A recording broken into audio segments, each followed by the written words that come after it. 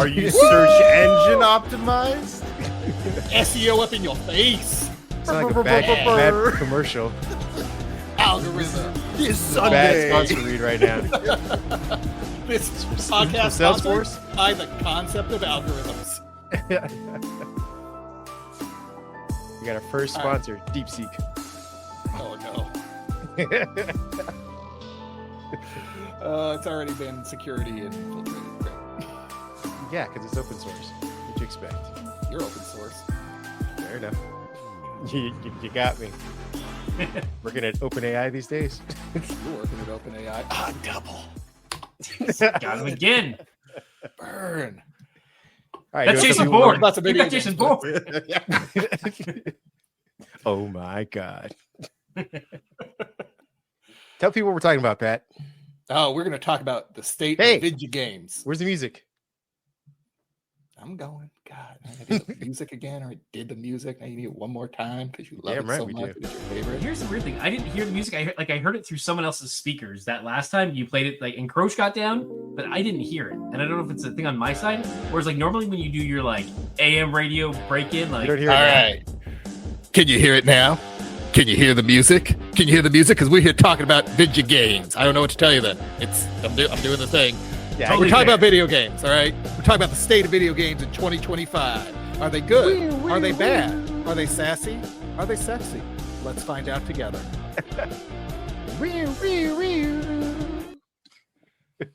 Now you get no more rock. Now we talk. You couldn't even fade it out, you son of a bitch. I don't know how to do it. What kind of DJ are you? A bad one. That will Fair enough. address some of the A issues. bad middle school dance. What? I said I apologize. I had to fix my microphone. Hopefully, this is better audio for y'all. Yes. Maybe that's where your speaker was playing through, was your microphone as well. Why you couldn't hear it. Yeah, I'm not sure. It's fine. We're all here. All right. How are Like you? an insult. We're good. We're going to welcome our guest to let him talk for a minute. Kurosh, tell us about yourself. Hey everyone. You're back. Well, I'm back and better than ever. And if you start talking about Hulk and Wolverine again, you're going to be gone just as quickly. Oh no. No, I'm going to be talking about that True Detective Green Lantern story, maybe. There we go. No, but my name is Kurosh. I am a creator. I do a lot of stuff in the game space. I have my YouTube channel and my show, the KJP Show, where I talk about a lot of indie games and game developers, celebrating and elevating them. And depending on when this comes out, I'll either have already brought it out or I'm be soon. But I'm working on a new podcast myself called Save Point Stories that I'm happy to share here. And that's a podcast about the relationships we share with games and that personal experiences that we all have, and just how has a lasting impression on our lives. So, yeah, excited to talk all things games with you guys today. So that would be a good place, like a good podcast to discuss Kareem's ineptitude on Madden for like 3 years in a row. I feel like What that's do you mean where- ineptitude? That's the It place. was good. It's just no one could beat the, what was it, 99 Oakland Raiders or something? That was garbage. Couldn't beat anybody. Get Get out of You here. threw yourself away. Threw That yourself was away. dope. Sorry, I had to take my shot. Shots were fired. Uh, But yeah, I'm excited to be here. Thanks again for having me. Yeah, we were just discussing, I think it's last week off mic about, or 2 weeks ago, about the Xbox Direct showcase, which led us into a whole conversation about just a bunch of stuff. And we're like, you know what, we're rambling on, but how about we get a guy who's knows a little bit more than we do to kind of straighten out our arguments, help us out a little bit. And we so- couldn't find him, so we brought you in. There we go. rude. Man, There's no shame in being second shots. No shame. in I hadn't second said anything place. in a while, so I just figured it was my time to jump in with something offensive and upsetting to someone. So it was my It's time. okay. We're core brothers, so it's fine. There you go. Exactly. Is that like Eskimo Brothers? How does that work? No, it's like No. comic book core. Our old lineage dates back eons, decades, centuries. Since Before before the recorded time. the recorded time. So That that's sounds like an Optimus and Megatron kind of thing. Is that what we got going on yeah, here? yeah. so that means No, like I mean, that's before iPhones. Is that what you mean? I was gonna say like smoke Was screen it? and blue streak, but like that's fine. I mean, I'm just a little, that's Wait, who the like, hell? I don't see him as like the mortal enemy. It's more just like, we're different. We're the same model, just different colors, and just it's a little different. I mean, if you know those who know smoke screen and blue streak get my bit. But if they don't explain it, They don't. They don't explain it. Is there a comma in there? They don't explain it. I said if they don't explain it. Oh, if they don't, comma, explain it, or Yes. period, explain it. No, I'm good. I hate you so much. It's the best grammar podcast we've done in a while. Yeah, Video it's like, games. no, money down. Or if you're like, no more politics. Like, no, more politics. It's just, you have to get the comma and the periods and exclamation points in the right position. Fair enough. What we was talking about, not grammar, but gaming. Go back to the topics we're going to try and cover, or at least get through, depending on how many tangents we run into, is the Xbox Direct 25 showcase, which was, again, 2 weeks ago. Just because Actually, it was... speaking of grammar and gaming, there's always Mavis Beacon, which we should always kind of go back to and discuss the history of gaming and grammar together in... I'm sorry, no, just continue on. Microsoft. Is there any way to mute his mic or like just kick him out of the studio, Pat? Yes, we can do Oh, that. good. He did it himself. That doesn't Because- mute him. He just got his video away. People He's have He's hiding. Just He's leave it It has hiding. the same effect. It gives the effect of me stepping away and being blocked Yeah. off.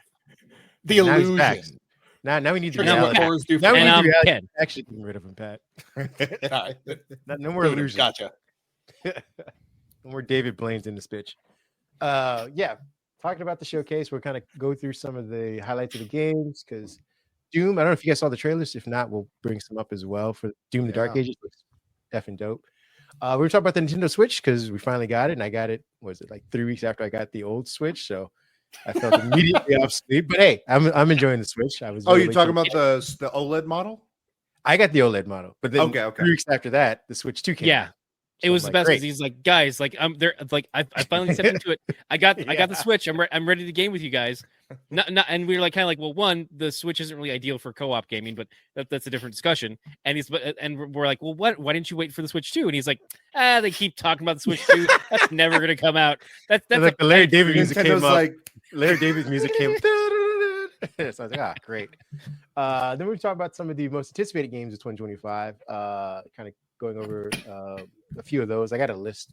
You let me know which ones you're looking forward to, and then we're gonna kind of get into probably the heavier, darker part of the conversation, which is the video game developing world in general. Just we've had about 3 years of major layoffs. They've been happening steadily over the last 7 to 8 years, but it seems like the last 3 have just been on steroids. And so I don't know if you've talked to anybody in the industry, if you have any anecdotes, but I've at least pulled a couple stories of what's been happening, the numbers that we're seeing, because it isn't like, hey, we've laid off 50 people. It's like, no, we've laid off a couple of thousand and we shut down the studio. So yeah, that shit's going up. So I don't know if you guys want to, we don't have to go in order. I just wanted to let people know that's what we're trying to talk about. What is the first thing you guys want to talk about? You want to jump into? Let's get into I the don't know. Xbox showcase. Yeah, Okay. let's not be depressed to start. All right, cool. I didn't know if you wanted to like do the medicine Just thing where you like take kill medicine all the first, momentum and of you the get, like- podcast up front, and you and got to you get your, take like, that sweets show out of the afterwards. ground. Okay. Hey, I like my. I didn't know. dessert I didn't want first. to end on a downer. Maybe. Okay. Whatever. So we got Doom: The Dark Ages, which is supposed to be launching May 15th. I don't know. Do any of you? Does everyone in this panel have an idea what it is, or should I go through kind of with the breakdown of what we saw from the trailer? I mean, it's Doom, but like with a medieval twist, from what I Yeah. understand. It's like because 2016 Doom was like them revamping in a lot of ways and kind of setting a clean slate. And then Eternal came out a few years after that, following that. But then Mhm. this one, and they go into great length at this showcase, talking about how it's that same world, but they're going back. This is predating. Dope. Yeah.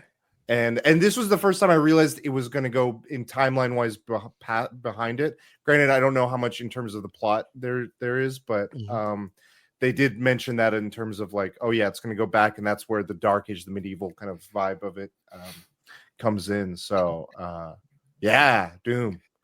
Yeah, Dark Age. I didn't get into Doom as much when it was a computer and stuff like that, and just as the hack it was. But this one looks like I'm really thinking about giving this one a chance. Maybe it's more my pace based on what I've seen. Plus, you got dragons in it, so I'm like, anytime you put a dragon in the game, I'm going to be there. And mech suits. There's the Yes, whole that's like right. that element of it, letting me live out that power fantasy in all of its different power fantasies. I think. Oh, go ahead. Yeah, Pat. Well, I was just going to ask, the description that you created sounds like they took Doom, the Doom shell, and said, let's say, what's this, Titanfall? Shall jam some of that in there. This is Skyrim. Let's jam that in there. There. Here's your game. A little bit. I would say like Eternal was them going a little bit more Titanfall in terms of how it plays, because Eternal was the one that was way more platformy and kinetic in that way. This one, and they did a big thing in the showcase, kind of talking to how, because of the subject matter being more medieval and dark age, and kind of they want to have it feel more powerful, they weigh things and slow things down a bit. So from a play style, Age. Yeah, maybe even in that vein too. Yeah, in the tonality and stuff, but in very much in that explanation of like the power fantasy, I think they're just reorienting it a little bit. And what you mentioned in Titanfall, I know that there's the mech side of it, and that's probably more of what you were alluding to. But yeah, no, I just love the whole thing. Sorry, he just wants to Titanfall its flowers. No, you're good. It's just to me like I just watched the trailer as you guys were talking, and it's just like it's I mean it's Doom, but like it's to a certain degree a medieval setting, but also in a like I don't think steampunk is the right term, because it looks like there's like the shotgun that has it's much more mechanical in nature, but there's also like a shield that spins with like a buzzsaw blade kind of thing. It's like, so I'd be curious to see like what the term would be, like hellcore. I don't know. You'd call this as opposed to like or hellpunk. It has a very like deep metal, visceral feel to it, but it is just kind of still Doom to that degree. Where I'm like, okay, that's fine, and it's still to me like it's one of the iconic first FPSs that was just like, oh, this you're just walking through this place, you're gonna go blow stuff up, pull this lever. Level ends, and which is fine. That's exactly what you kind of look for with Doom, and that's all you expect is just a polished up Wolfenstein, and then you just kind of keep going. But now Wolfenstein has become its own thing too, so it's like I'm still that old where I'm like, oh yeah, that's from id Software. It's like I have an outdated mindset, so I still pull from that same kind of like it's still from that same bucket, but they've both gone on their own diverging paths at this point. It looks fine. It looks interesting. I haven't been into Doom since maybe Doom 2 on like the Sega 3D. It wasn't 3DO Sega. It wasn't Sega CD, but it was right at the same time. What was like the 16-bit Sega, the Genesis Sega one? It was the Genesis, but you also had a clip on top of it. Yeah, the 32-bit attachment. I would highly recommend, if you guys want to test the waters with what this Doom and maybe the prior two, they're very similar in their tonality of how it feels and looks and the way it amps you up. The Doom 2016 game is pretty cheap nowadays and an amazing experience. One of my friends just played it on his Steam Deck, and he's like, why didn't I play this sooner? And so it doesn't feel dated in a lot of ways. It's very much kind of like that old school feel of, like, Ken, what you were saying. You enter a level, the doors lock, but in this game, they kind of lean hard into that and just crank the rock music up when those happen. You just feel amped. You do like little fatality moments, kind of like Kratos, and you're having a blast. It's a power fantasy. Like that's what they really lean into. Does it connect with the 2005 Doom with Carl Urban and The Rock? You mentioned rock music, so I wasn't sure if that was the No. I don't think I'm on board. That's not. Yeah. I want Carl. Yeah, Ken, The Rock let you go as a manager. Just let it go. That's you know what? No, any more projects. We're having a Space Jam moment. Let's do this. We're talking about Dwayne Johnson, Rocky Maivia. Let's get this going. The final boss, as the wrestlers call him.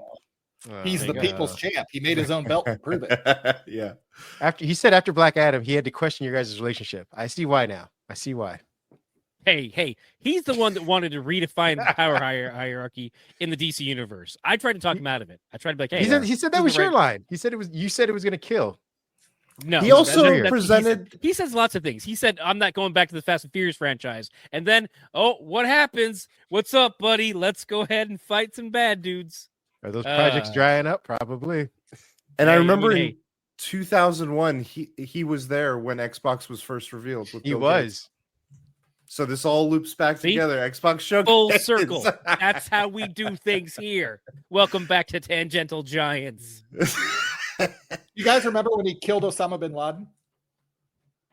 No, when did he do that?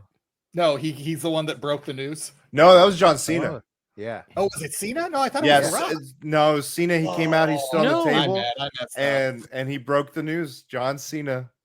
Back. No. When, No, but The Rock, before the president announced it, The Rock tweeted he tweeted essentially like a teaser about like, oh, I just heard this, land of the free, home of the brave, but it wasn't like a direct thing, but like he heard about it because someone else, and he tweeted Because about of it his friend Mark before Wahlberg, who was killing Obama's.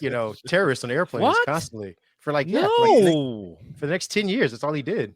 So Get on this is airplanes why and The kill Rock terrorists. and John Cena feuded in WrestleMania, because they Once- were fighting one- over who got to reveal once in his a name. lifetime. Not really. Yeah, Yeah, The except Rock the versus second time. Peacemaker, or sorry, Yeah. the Peace- God, Yeah, Black Adam Peacemaker. versus Peacemaker. I'd watch There that. you go.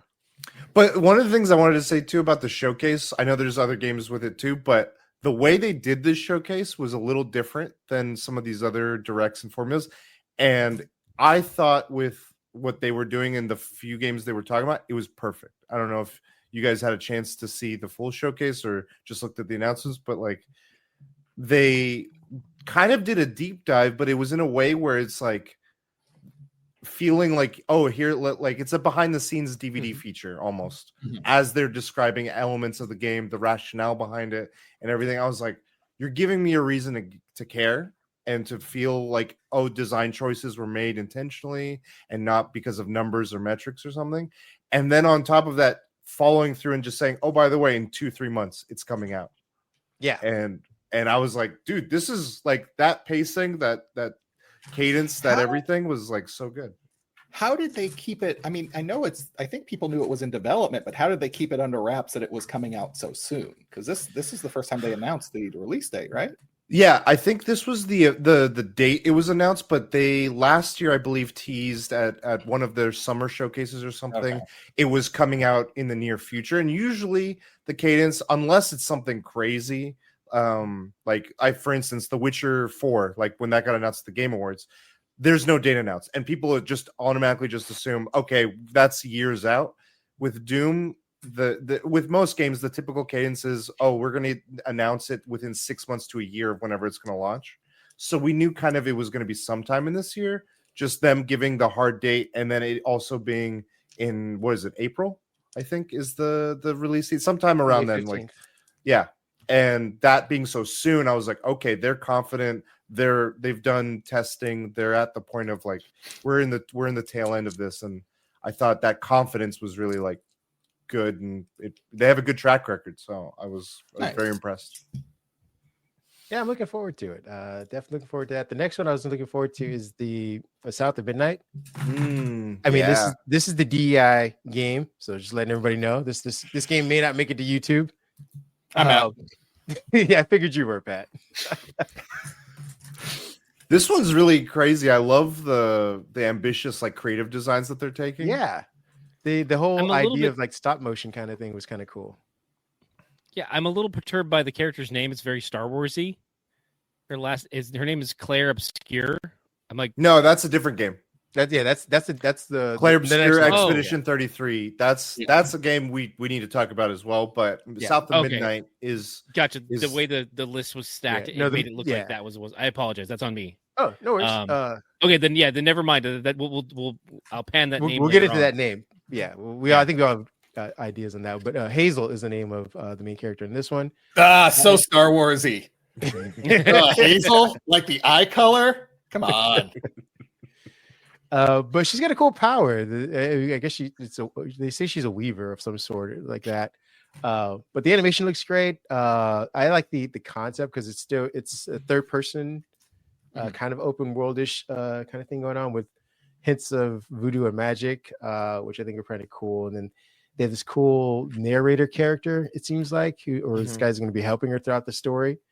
And the fact that it's like Southern Gothic was also kind of cool, just because a lot of those stories tend to have like, I don't know, interesting lead-ins. If you're watching any kind of a movie about the area and its religious undertones and things like that. So Yeah. I'm looking forward to it. When I first saw it, was it last year when they first teased it? I was like, oh, this is like the Princess and the Frog, except without the frog. That was my first thought. But then as it goes on, I was like, this is obviously more in depth. But again, just for basically the gameplay itself, and again, if any of you take a chance to check out the trailer later, it looks really cool.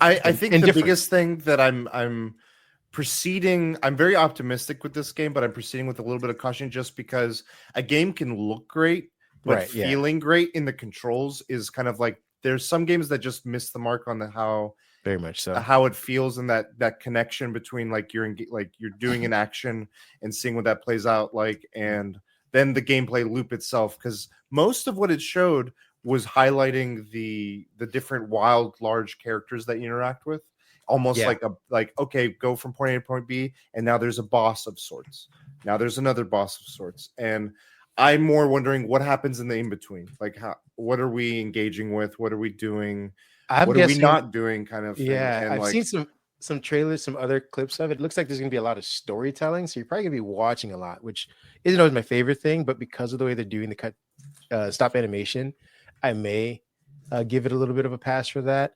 But for in between in between the cutscenes themselves, which is the fight action, looks like you're linking a lot of stuff too. There's like grabbing and tossing of things and connecting certain strings of movement together.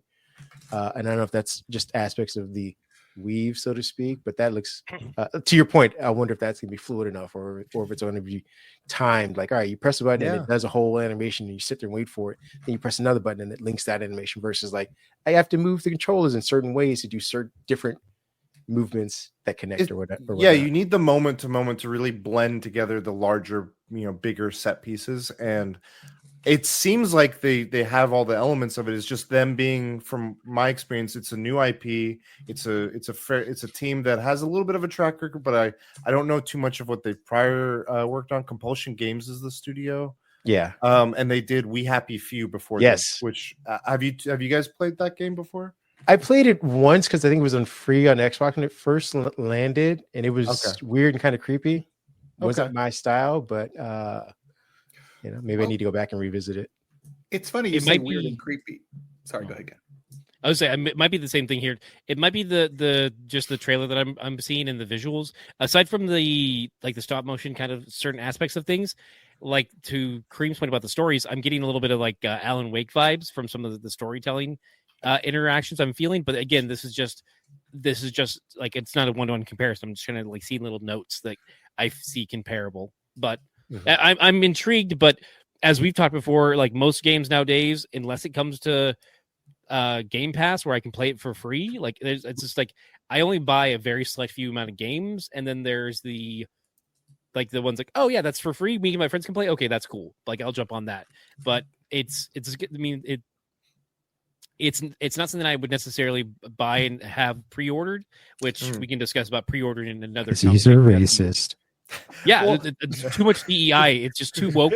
As some people have said, I was worried that it'd be annoying and woke, and those people should be questioned.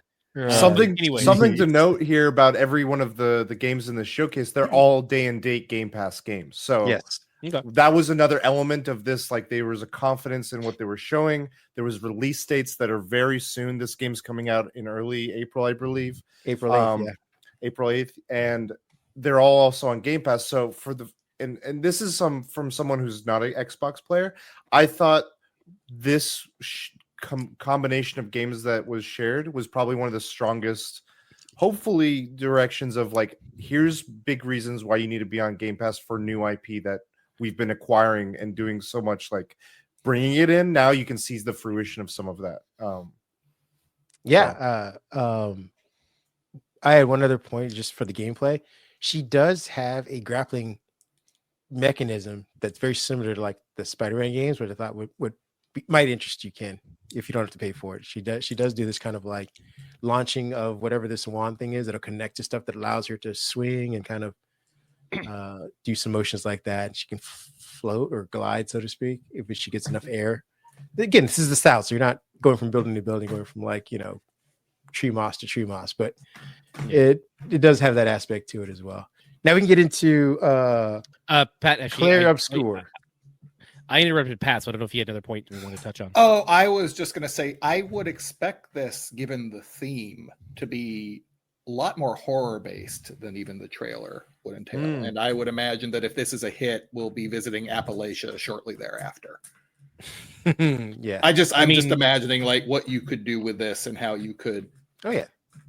I mean, but I would have expected to be a little more horror-based, frankly. For those that are looking to go to Appalachia, which depend on who you ask, that's how they say it, supposedly. But there's also you could also go there in Fallout, the one that's on Xbox that we played, and Fallout 76.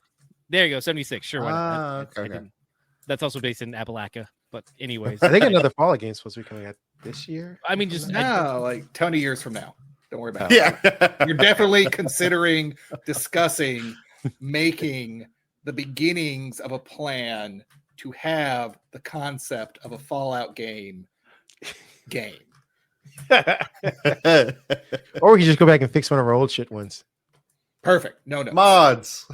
There we go. Mods. They've already got. I mean, they're kind of just pulling a GTA 5 there. We're just like, no, we can just correct everything else in this one and keep them coming back. And it worked for GTA 5. Like I know that ran what 10 years. Yeah, It's still running.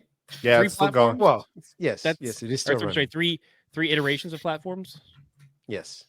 So, I mean, if it ain't broke, we gotta fix it because we need Fix money. it again. And If it ain't broke, microtransaction that bitch.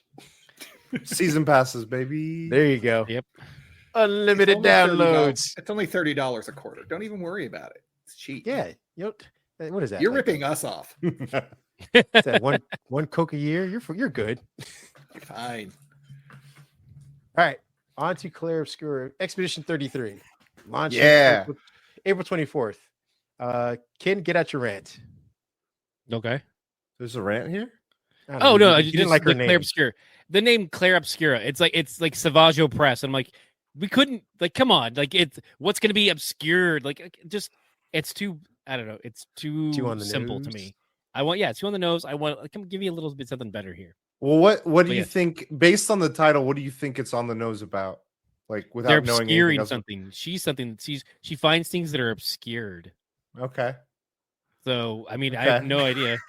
Well, the game is it's a turn-based RPG game that's based around. There's a giant monument, and every year this monument has this giant like entity come and paint a new number, counting down, and whatever number. So now at the time setting of this game, the number is hit 33.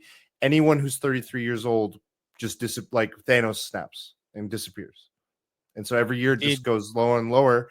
And the characters you follow become a group that wants to go and stop this. They're like, this needs to end. Did the same thing happen at 34? Did all the 34-year-olds disappear? It's or is happened. that- I forget wherever it started. When they did the showcase, they did like a larger storyline overview, but it one day just appeared in this world, and it's been coming down, and people have tried to go out and try to this monument, but they failed. There's many things that come up, and it's almost like a journey and challenge Right. that comes up with it. But that to still go back to that, my question is, and when it was at 34, because it was at 34 before this and 35 before that, did all the 34-year-olds disappear, or is it that every year a new? Yes. Okay, because otherwise I was like, no, at 34 everyone got ice cream cones, and then at 35 we got bunnies. Like, what was each thing? If it's just if every year people like Pizza like party. 32-year-olds also, here's what happens if you're 32 and then tomorrow they do the Expedition 33, but your birthday's 2 days later. Do you disappear retroactively? And as like, we've all seen Back to the Future. You just disappear. You fade. Yeah, that's where I'm just like, it's there's questions here that I'm like, wait, and so also since time is linear, like people who are 30, Is it though, Ken? Is it? yes, because the people who are 32 now, like they're just scared shitless because no matter what, they're done for. So like, Unless also they stop it.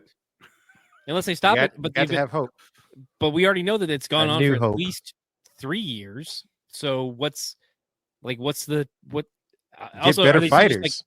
They just better. No, they disappear as if it by magic. So what does it matter? Like I can't punch air. Like I mean I can punch air, but I'm not stopping them. Pat, you're muted. So Pat, your mic is we muted. love you. We love you though so much. Dang it, Ken! Once you re-rant, once everyone knows that once you hit 34, you've given up on life and you can disappear and nobody cares. And when you hit 33, that's like the last year where you care enough to where you'll fight back. There you go. I would Everybody say knows that's that. generational. It's I think art boomers imitating are life. there are still boomers who are 80 plus, and they're just like, no, I matter. I'm affecting the world in positive ways. Positive ways? They're not in this world, though. No. Yeah, They are in fact the monsters. Okay. I do like That's the why idea. they keep coming back. Yeah. I do like. Remember the idea me? it started at, I'm not going away. It started like age 107, and like one guy disappeared and went, "That's weird." All right, Yeah. Well, and again, if they are just disappearing as if by magic, just like you turn around, they're gone. Then also like do we know that he's actually gone, or did he just like go down the hill and he's not coming back up? I We forget don't hear how the it's search for how him. it's depicted visually, but at least when I'm reading the description, it says the paintress, and she's the one that is this large godlike entity, kills everyone at a given age when she draws that number in the sky every year. Gotcha. So what you're telling me is that the true answer has been obscured at least 34 times. And we're here to clear it up. So I wasn't on board with Ken's anger Now towards you me are. until you made that joke. Now, okay, wait a minute, guys. Come on. You know what's funny is I have not referred to this game by that. I just call it Expedition 33. Me too. And I think it's one of those games where I'm like, you guys should have maybe like Got quality, rid of the like first part. tested the title a little bit. But what's an RPG Hey, Kurosh, without a Kurosh, weird? sadly, they did, and it rocked. Everyone loved it. Those boomers are like, this is where we need to go with this thing. Maybe There were 7 other names in front of it before they settled on this one. This was a 70-word name. yeah. Game name. It was title. But I mean, have you guys seen the gameplay for this? This Oh my looks really cool. please watch the gameplay because this is It my looks- favorite of these that they showcase. Like I'm so excited for this game. It's pretty dope. Turn-based RPGs, I think, are a hard thing to in this day and age kind of showcase and present and be like, hey, play this game when you have so many things that are way more keep you going moment to moment and engaging and stuff. The tried and true old-fashioned turn-based RPGs, like, okay, how do we modernize this in some way? And many games try to do that by how they dress it up visually, and which this hits, I think, in a big way. Many of the moments feel like they're cutscenes, but they're just like UI, moments that you're going between menus. But then they kind of do the element of for me, it dates back to Super Mario RPG Legend of the Seven Stars. And that game, it was a turn-based RPG, but there was interactive moments in the combat where if you time it right, a button input would do additional damage or help you block damage and reduce that damage. And so there was still a little bit of like interactive play that was introduced. This game, from what the showcase showed, it has elements of that as well. So to me, I think those are like time events into the middle of. It's optional. I think it's like if you really want to min-max and like put it on the hardest difficulty or like really like squash an enemy or something, you can really combo up and do those combos or do those inputs. But it doesn't seem like it's necessary from all things. We'll see. But on top of that, it's got a crazy cast. Like they got Charlie Cox as voicing the main character. They have Ben Starr, who also was in the Final Fantasy 16 as the main character. Andy Serkis is one of the other non-human protagonists, I think. I don't think Andy Serkis can play a human in anything. The Prestige. He can play one of the Prestige. Oh yeah, that's the only time I'm like, hey, it's you. Yeah, but yeah, I don't know. I'm super stoked about this game. I've never seen anything from the studio, so that's the only thing kind of really keeping me a little hesitant. But they've made a strong showing, and then this showcase, like, they did a funny thing too. If you go back and watch the direct, their showcase, every time they like pitched it to the next guy, like, okay, Kareem, you take it away. And they did this huge pan in of like level designer Kareem, and it's just like this crazy all-star lineup. I'm like, that's how you need to amp your team up, is like make them feel like these all-star We players. can do that here. Kareem, make your camera do the thing. No, I did it earlier and I couldn't fix it, so I'm gonna leave it as is. It was just like a It'll shot happen of my periodically. forehead. It just Yeah, it's like, it'll do it what's on up its own. now? Dang it. I was just watching the trailer, and there's and by the way, Andy Serkis was also Claw, Ulysses Yes. Claw in Age of Ultron and Black Panther, so he played a human there too, guys. Like, Yeah, how he was you also missing killed two- off. He was killed off, but he was awesome as Claw, Ulysses Claw. I enjoyed that. His performance That's was a good point. enjoyable. No, He I'm tried to saying drop a I mixtape didn't in the say middle- I in didn't the say he middle of the wasn't. movie. I didn't say he wasn't good as a human. It seems like 90% of his roles are some type of monster or animal. I mean, you can say the same thing about Who? Alan Tudyk. Like, he plays No. a chicken in Moana. He plays a robot in Rogue One. He does He a lot voices. of voice. He plays does a lot of Candy. voice acting. There's a difference between voice acting and like acting as an animal or a monster. Well, he's He voice acts acting as here. K2SO, and yeah, What's up? he also does the mocap for K2SO. I don't think he did the mocap for King Candy, but it's just. I don't think he did it for Hey Hey either. You don't know. He may have been like You, in the middle of the and they Perhaps. mocap the whole chicken. Perhaps. The thing that got me for this expedition game was in part of the trailer, they showed a daisy chain of combos amongst the three players all at once, where I was like, to Hirosh's point, this is updating that, more static, turn-based. They used to be like, all right, I did my move. I'm going back to my position. You do your move and you go back to your position. This is like interacting with the environment around it so that the players that would have been just standing there have to actually do other stuff as well. And then if you can, I guess if you do the combos well enough, they're all doing stuff in a more cinematic aspect. It kind of just gives the game more feel versus, again, I did my move, I go back, you do your move, you go back, kind of thing. Yeah, Pat, Ken, I have a question for you two of like, is turn-based RPGs like your jam, like in gaming? I think that Pat was a Final Fantasy guy, right? Yeah, I was like early Final Fantasy guy, so probably dropped off after 7, and then That's when it started getting good. Fucking train. And then I'm a little more strategic RPG stuff. Like I really love Valkyrie Chronicles, and then some XCOM stuff, because it's like I like the ability of you actually moving around the field and altering how that alters combat, as opposed to like kind of the menu battles that I experienced on the Nintendo and the Super Nintendo. Like it was kind of like, okay, attack level 5, sword. That didn't really engage me. Whereas like if I'm maneuvering around the field to some degree and altering the frame of battle, I feel like I'm doing more like Gears Tactics. Like that's right in my space. So how did you like I am Midnight Suns then? That was fine. The It got card battle repetitive for system. me. Yeah, I was gonna say the card battle system made it get repetitive, and also like there were certain aspects of like I'm trying to think of just like the character design. They felt very kind of just like blank and just general, like, oh, that's a close approximation of Doctor Strange. Same thing for as I really enjoyed some of the storytelling and the story in Marvel's Avengers, from the one that did tanked and did it really horrible. Yeah, There were some, Marvel's like, Avengers, I the love- live service game. Yeah, and like the play up when you start playing as Kamala and her running through the city and then running from aim, that was a lot of fun and great. That was But fun, then like some of the character designs where it's like, oh, this is Captain America. I'm like, that's not Is Captain America. Hey, Like, that's he's like, white enough, Ken. That's all you need. That's not Tony Stark. That's Tony Stank. Like, why is he here? Hey, he's Like, got Midnight a t-shirt Suns on and doesn't blonde get hair. enough What else love. do you want? I love. Not enough people played Midnight Suns. I feel like Yeah. that game had interesting systems. I I was all ready for it, and then I got into like the first couple battles. I was like, oh, this is gonna Yeah, be and a trudge. And the card system of like, oh well, I can't do that move that I want to do because I didn't pull it.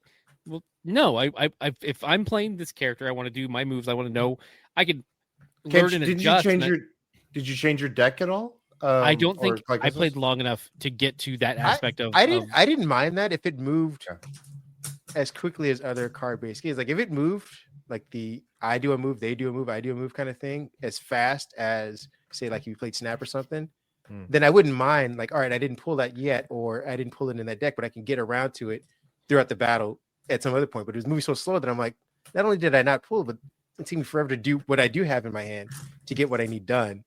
And it's kind of repetitive. So I'm like, other than the character design and the fact that it was like a Marvel based game, I was like, if this were anything else, I'd have been like, yeah, I'm good. I see. Yeah. Much sooner than I said that. Yeah. And with that too, with to the repetitive nature, I'm like, oh, I'm fighting another Hydra agent or AIM agent or whatever. And their designs were just kind of pretty mediocre, like generalized and mediocre at least. And I would like a better character design, especially because unless you're going to fill it up with more villains instead of just like, oh, well, here's Venom, but then there's 4 Shield or Hydra agents. Like, I want to fight like other things and symbiotes, and like I want a little more variety in the designs, and that added to the repetitive nature. And then also the card draw deck building aspect, I never kind of felt like I got a good hold on that. So I'm just kind of like, and there were plenty of other games too, so it just drifted off into the ether. That's a good point. And here's the thing too about these games that we're talking about today with the Xbox ones. I'm hoping, and this being part of the Game Pass pitch, is that so many games, and this was something I thought very much about South of Midnight. I don't want them to add fluff to the game. It can be a 10 to 20 hour experience and be a tight 10 to 20 hours, as opposed to, hey, we need to make you feel like you got your money's worth. Because I think having it be part of that Game Pass equation alleviates that feeling of, oh, I got to get my total money's worth, as opposed to this is part of a catalog now. You can enjoy this and then go. And now that we've got you in Game Pass, you can enjoy our other things as well. So I'm kind of hoping that these are not consuming, like you were saying, kind of like, I'm going to go play other things. I want a tight experience here just so I can then go on to the next one that they've showcased. The next one, like all of these are kind of releasing around the same time. It's like starting between early April into maybe a little bit of May, I think, with the exception of the next one that we'll talk about. But yeah, just something about length of game comes into a factor with how I think Xbox is able to utilize some of that and leverage that. Is how much do I need to face this game? How much do I need to make this the game I play for the rest of the year? No, you don't. Please don't. For me, at least. And see, that's maybe another aspect too. Is like right now I'm deep into Unicorn Overlord, which is a 9 months back old game that got released, and so I've really just kind of been digging into that because it's a single player experience, and I enjoy that. Like a lot of games that get pushed higher onto my list are often pushed there by co-op. That can make me go into a game where I'm like, oh yeah, this is not something I'm gonna run like on my own, but if I can get friends in there, it's gonna make the experience 8 times better. Like on that note, I really wanted to play the new Indiana Jones video game, but my Game Pass expired, and I'm like, well, I guess I'm just gonna leave it there until I get back to it. And like, I don't really think I'll be playing it until either I get Game Pass again, or unless I find a good sale price. So, because it's a single player game, so it's like it can go on the back burner kind of thing. I see. Speaking of single player games, I believe the next one should be right. Is a single player is Ninja Gaiden 4 that they have the official trailer for? It better be. I mean, everything's multiplayer to some degree these days. Yeah, I'll be playing the same player, which is kind of boring. But I mean, I've always gotten Ninja Gaiden just for the single player aspect of it anyway. This one looks just as good as the other ones before. It gives me, I don't know, just by the character design, it reminds me a lot of Metal Gear for some reason. That's the feeling I got for it. With like Raiden? Yeah. So it definitely see that. But they amped up the blood on this one. It reminds you of a Tarantino kind of flick with this one. Makes you dream of like, man, imagine like a Tarantino piece of work in a video game. That could be wild. It's pretty crazy, but it looks fine. Go ahead, Ken. I was gonna say it took me back to the original Xbox when that was out. They released a version of Gaiden for that, and I'm like, I was a system that it was a game that made my friend buy the system. He's like, oh no, I want to play that. Like this is something that made him jump platforms to get that new game. And it's interesting to see this many years later, and I'm like, I haven't played any of them since. Like that's something I would watch my friend play, but the bloodier I'm seeing that the visuals now, I'm like, it's definitely like they amped it up. I'm curious. I- I don't know. and I I do think remember part it of being that- very punishing though, to a certain degree, kind of Dark Souls-y before Dark Souls at that time. And so I'm kind of like, ooh, I don't know how much I want to just get my ass kicked for fun. That's a good point. I think some of the things here too is from what I understand is that they brought in it's whatever main studio is doing it, but and I have to look that up, but they are partnering with Platinum Games who have done I believe like Bayonetta and one specific game that I love from PS3 or Vanquish. I don't know if you guys heard of that game or know that game, but it was very high octane, fast paced, kind of like just zooming in around it, and like I saw that inspiration in this game with the Ninja Gaiden kind of like coding, and I to your point, I'm very much like, is this going to be a grueling thing, or is this much more on that flashier Devil May Cry, Bayonetta kind of vibe? That's what I mean, that's what I'm getting from that. The latter is that it seems like it's a lot more that, and it reminds me also of God of War. Yeah, I can see that. Yeah. The elements too of it being two stories. It's showing a present day and or not present day, like a future day of cyberpunky, world, and then also in the past. The future cyberpunky world made me like the way the environment looked and everything. I was like, can this team do like a Batman Beyond game, please? Like, that would be dope. Like, yeah, I would like that a lot. That would be pretty sick. That'd be great. It's it funny. looks like a game. Oh, sorry, go. Oh no, go for it. It looks like a game that it will take me 2 weeks to figure out how to play, where I'm going to spam the jump button like nobody's business. That's all I'm going to jump. Just keep jumping. Just keep jumping. Attack? No, just jump more. Jump more. Like first 2 weeks I'm playing. I'm not that good. I know what it's going to look like. Yeah, fair enough. Yeah, you tag Platinum Games in the comment, and I'm like, okay, I know they've done some stuff that I've played, but it's also they're the developer, not the publisher. So it's like, okay, wait. So they did Transformers Devastation, which I think is still one of like the best Transformers games out there. Yeah. I mean, it's delisted of most things, but like people who love G1 Transformers, that's probably the best game you're ever gonna get if for that era. I'm not saying that War for Cybertron was bad, but as far as like G1 Transformers, the cell shading, all that design was really up there. They also did a Legend of Korra game, which I enjoyed. But yeah, those are the first two that kind of like pings off my brain. The Platinum Games is in collaboration with. So this is Team Ninja. Team Ninja's the main studio, which they've been Team historically Ninja's been the one developer since the beginning. Like that goes back. And they've done like Neo, Ninja Gaiden, like you said, Dead or Alive 5, and Rise of Ronin, which I believe came out last year. Friend Earl Balin was one of the voices in that. But yeah, Platinum coming in is a crazy combo. And I love those games.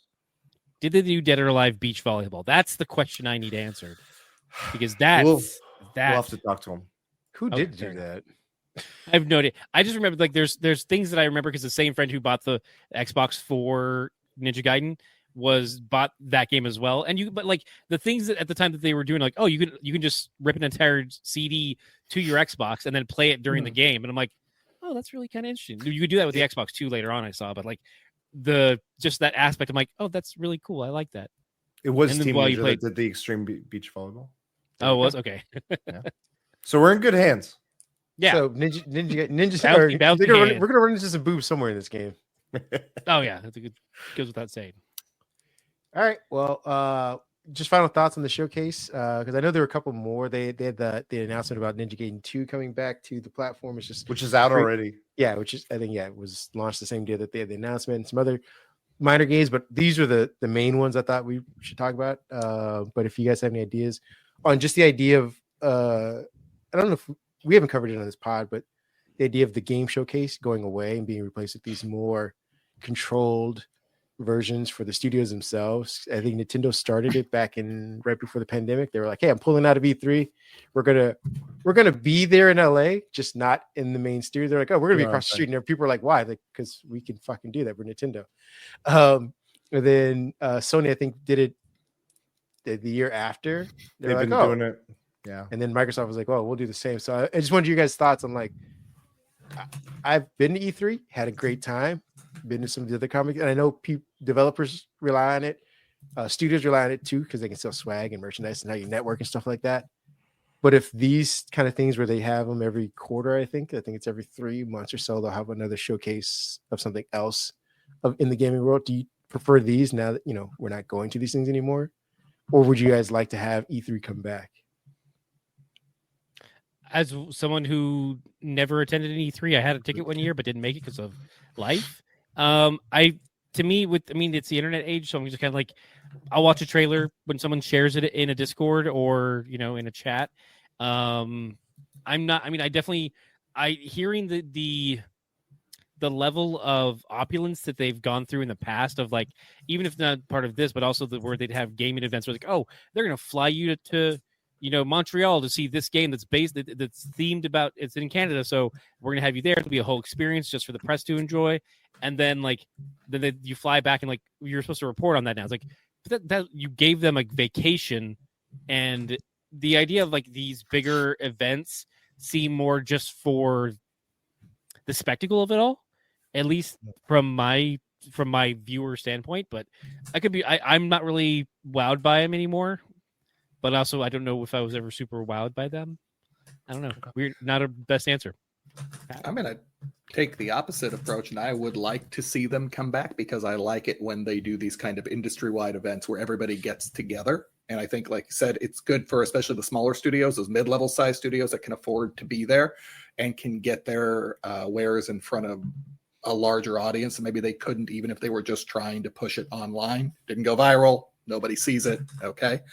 And just in general, it feels like it's healthy for the industry when they have these type of events. The moment people start going to their own corners and controlling the message so much more, it becomes a lot more difficult to know what is and is not factual coming out of the events. If it's Xbox event, then Microsoft will go ahead and invite those that are friendly to Microsoft as opposed to the press in general. I mean, this is a bigger problem worldwide with a lot of different things. Echo chamber. Is that what you're saying? So I'm actually going to officially, I'm going to cancel my previous statement, and I'm going to back Pat on this. His argument was far more intelligent, and I believe in Pat. I would say it's very it's very indicative of whatever the purpose capitulation is. Ken strikes again. Of the events. Like there are some that you want to get in front of the audience, and in those cases I think having a live like in-person event is very beneficial. I can speak from experience having gone to PAX. It's in a convention, but it's way more of a, hey, here's a bunch of developers, and a lot of the indie developers or smaller studios that are mom and pops or just like they're getting their start. It's a really good chance to connect with your audience and get real feedback and get real connections and understand what's working and what's not working. Whereas, Pat, what you're saying of like, if you try to do that at Xbox or at even the Game Awards, here's a dollar figure and I don't know where it's going. What am I right before the commercial? Am I during a commercial? Who knows what my audience is? Now, when you have a showcase like this and you handle it well and you know what you're doing, I think this is a prime example of them knowing what to handle. You have one or two big, like Ninja Gaiden and Doom are known entities. The teams, id Software and Team Ninja have a history, but South of Midnight Expedition are fairly new entries, and it was the way they blended. Here's a chance to get to know the team and get to know the developers behind this game. So often we lose sight of those developers when we do these showcases and it's just a commercial. I think that was a good handling of how they handled what they wanted to do here. So I think it very much is like, what are you trying to do? What is the goal of this presentation or showcase?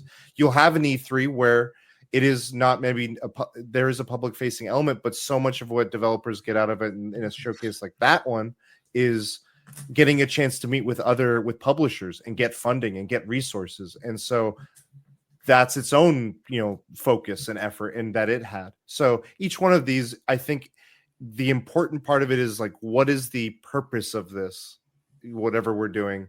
And very clearly and very aptly like trying to achieve that purpose and staying on target, because not knowing what that your identity is in terms of whatever your showcase. Capcom just did theirs, for instance, today that we're recording, and it was, I thought, one of the worst ones, because it was very much like we already knew all these entities. They weren't bringing any new information in, and they just started reading off like, and with this pre-order you can get this, and with that pre-order I'm like, I don't know why we tuned in for this. What was the need for driving this? You weren't even showcasing anyone in your team. You weren't highlighting anything new in the game. And it just felt like they didn't have a clear, they were just like, we need to do one for the sake of doing one. And that I think is a waste of people's time. The last thing I'll say too is a lot of times games, the studios that make these, that make and go to these presentations or do these things, have to prepare a separate effort to do that for an E3 or 4 thing. They have to be like, okay, we need to do a slice demo of our game. That's going to take people away from our main thing. So it's like, how does that manage? What are the demands and stuff? So it's just something to know. Like, I think it's important to know what that context is. And that's the end of my little rant. I would say, I think you hit the nail on the head, especially with like what you're talking about with the Capcom showcase. Like if you're just doing it because you have to do one because everybody else does, and that's just with everything. That's a bad booth at a conference, basically. Yeah. Like you're here because you have to be here. You didn't put any thought behind it. I do want to say, like with E3, I think part of the appeal of it was the general audience feeling like they are in on the behind the scenes. You're going to the event that is the event where all of these things are interconnecting, and you feel a little more a part of it. Like, oh, I'm in the back room there, seeing how that works and happens. So. I would say PAX is the closest thing that still kind of captures a bit of that. It is one of my favorite conventions to go to, bar none, and it's so engaging. You get to see kind of a little bit behind that curtain. You get to see, even from bigger studios too, they have Nintendo there, they have Capcom there, but you also see things that you've never thought you'd hear or see, and then you're like, oh wow, I didn't know this is what went into that development and that journey and everything. So yeah, I was gonna say, as an introvert, I prefer these videos more, but as a capitalist, I see why can't we do both. I feel like the events are there because they also help the local economy. Like you're going to get people rushing into this area to give money. You're getting people to save up for these. You're giving jobs, at least for the event itself. If it's only 3 days or something like that, they're hiring contractors to build stages, to staff areas, to rent rooms. I mean, it's just, I think it's good in general to get people in person to kind of get together and do stuff like that. Because again, if we were in college or just in high school, they could hire you for a few days, give you a check to do something that you enjoy doing anyway, as far as gaming and being part of the gaming community. That might get you an internship doing something else because you're doing this in person.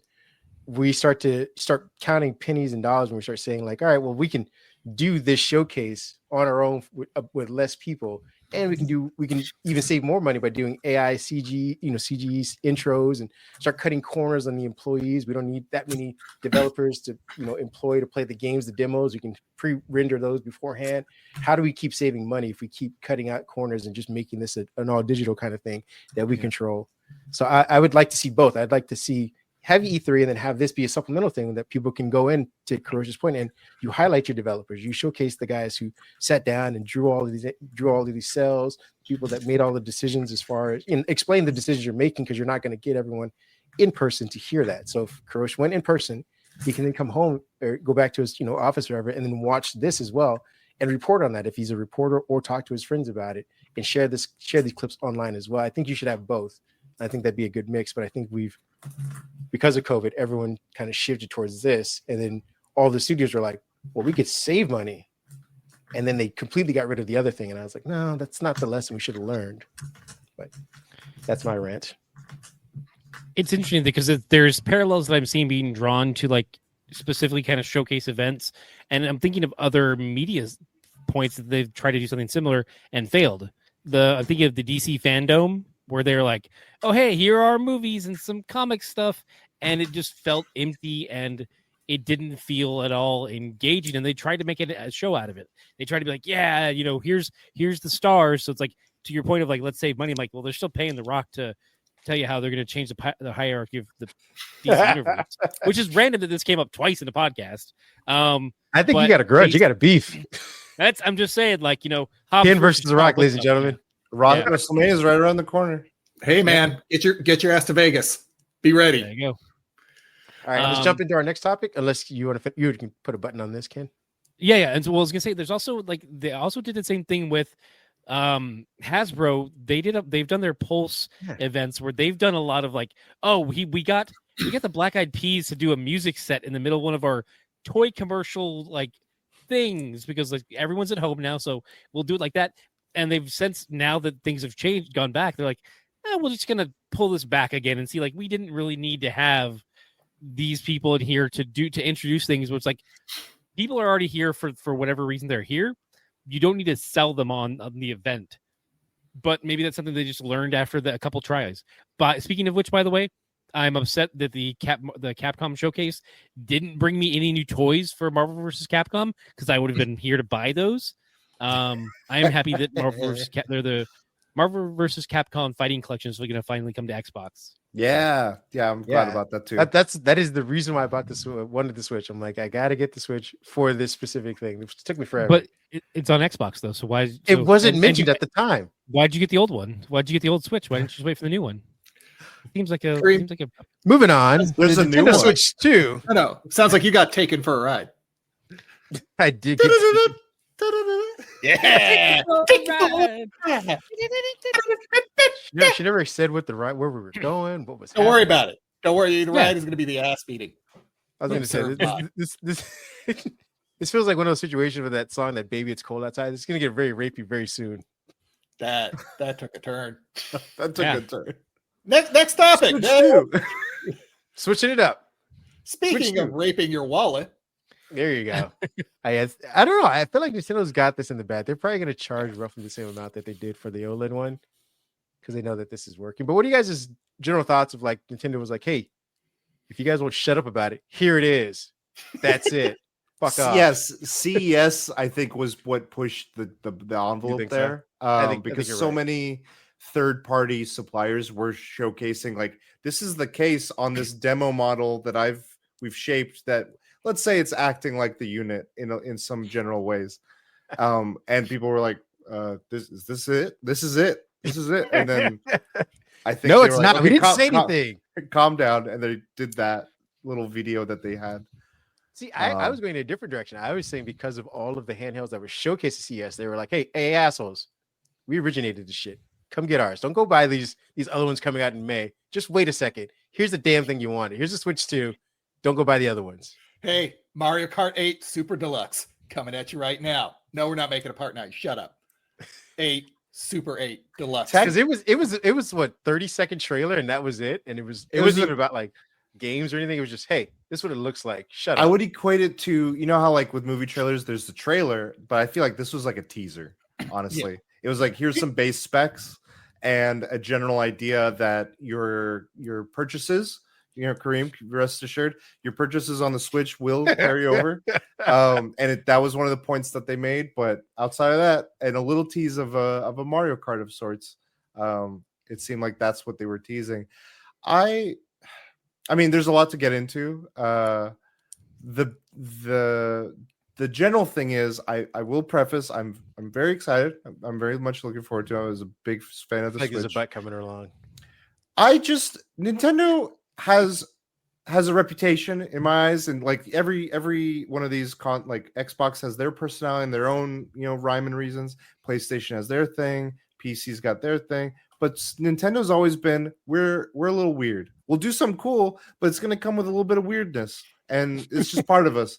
Yeah, I didn't feel the weirdness here. It just felt like, hey, that thing that everyone loved, hey, we're doing more of it, which I'm on board for, but nothing like this felt very safe. And I mean that in the best way, because I feel like that's what they need to do, built off of that success.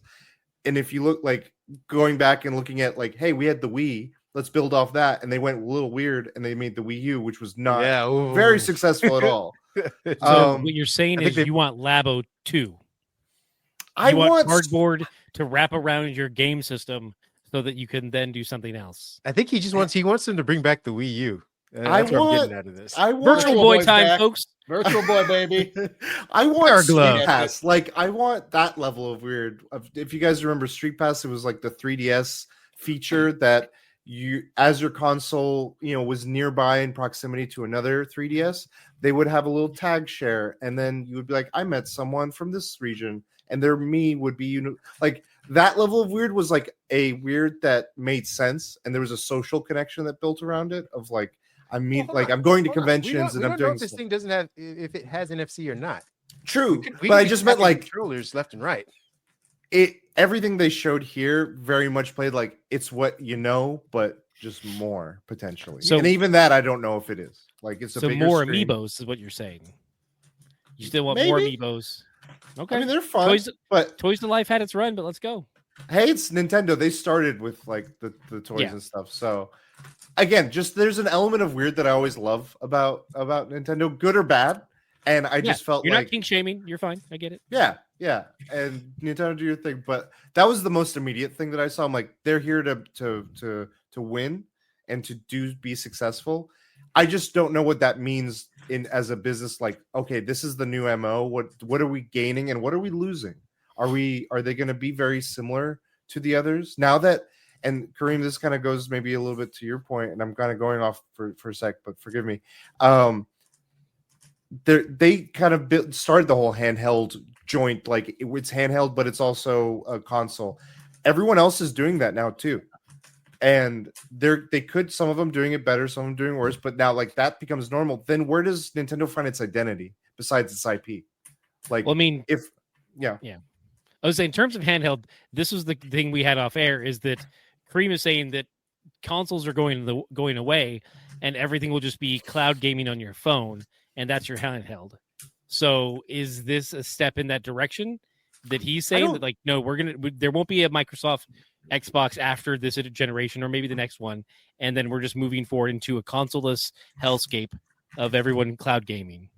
I don't think we're that direction. I think that consoles are still very much a thing. It's just that they're, and this is the split in like what the market might read, but people love their high fidelity, big, rigs at home with their OLED TVs that they've invested in, much like they do for TV and Super Bowls and all the stuff they want to watch. But at the same time, much of the gaming community is portable and mobile isn't quite there. And maybe it's like a flexibility of that, but just being able to take my Steam Deck just on the go or my Switch or whatever that may be, like packing that in. I think there is an ecosystem to be enjoyed there. I don't think phones have made it satisfying yet. Like they're doing better maybe, but there's still very much like I want to have my console and I want to be able to connect it to your TV or my TV or wherever I'm at. My contention was not necessarily mobile, but the fact that accessibility for these consoles is going to change. So the idea of a dedicated gaming room with a tower / console that costs $500 to $700 every 5 to 7 years is going to go to the way or give way to the Switch, which is a console itself that you can basically pick up. That's not what you said. That is what I said. You said cloud gaming. We're all doing it on our phones. I said Xbox is not going to make another console like an Xbox. They're going to make another point. They're going to make one more Xbox box thing.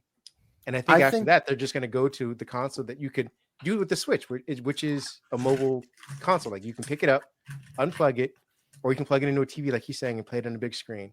Or you can put it in your bag and walk away with it. But a lot of the power, which is how Nintendo's getting away with this, is going to be cloud rendered. Like you're not going to need heavy GPUs. You're not going to need a ventilated cooling system for a tower or anything like that. You're going to be able to take, I don't know, what is it? You have the Steam Deck, right? Steam Deck's pretty powerful as is.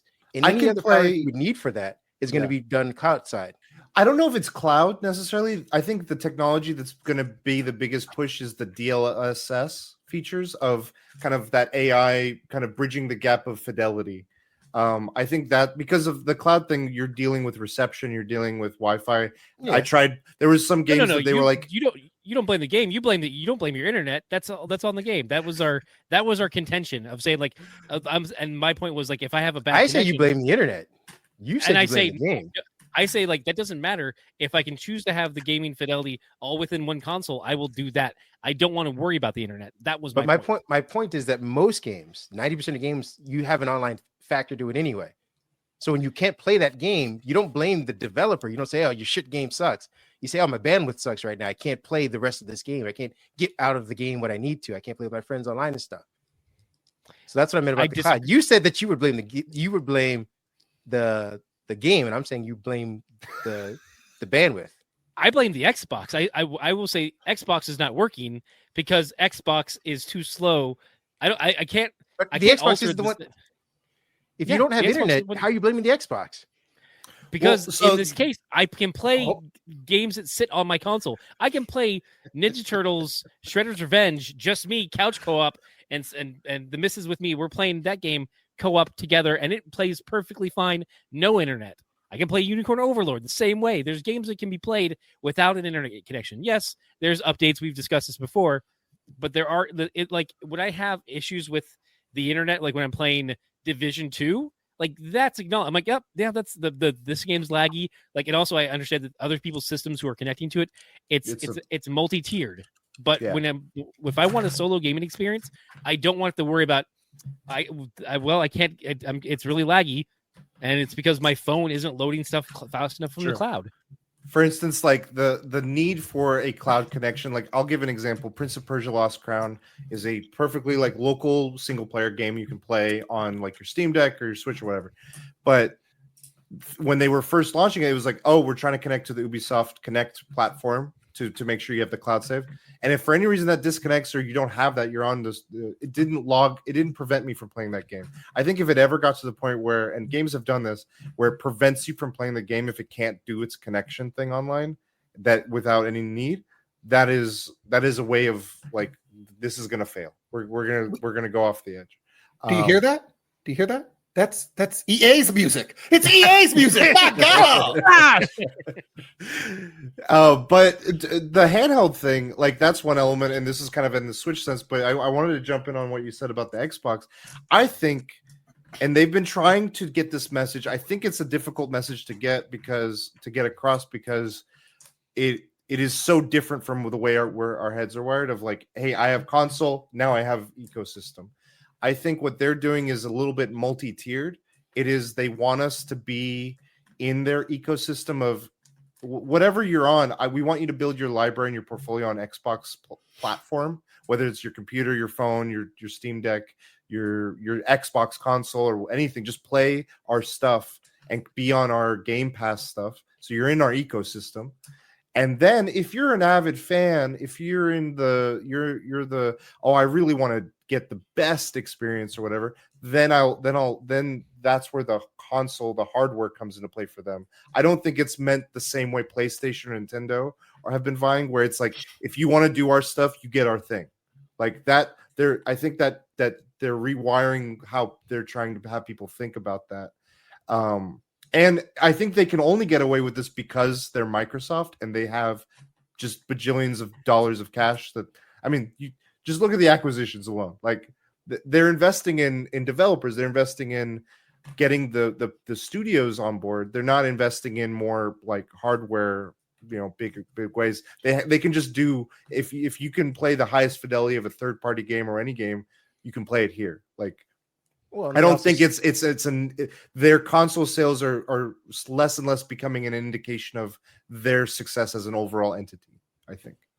Well, and they also got a head start on the data center stuff too, in order to push their vision of cloud. Sony can't do that. They're actually using Microsoft's cloud in order to run some of their cloud-based stuff. So if their idea is like, hey, we can't beat them, we sell 30 million Xboxes in a generation while Sony's, doing 60 to 70.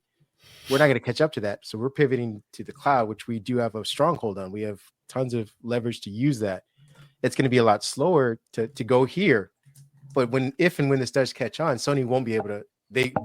We've essentially locked this in, and they won't be able to compete.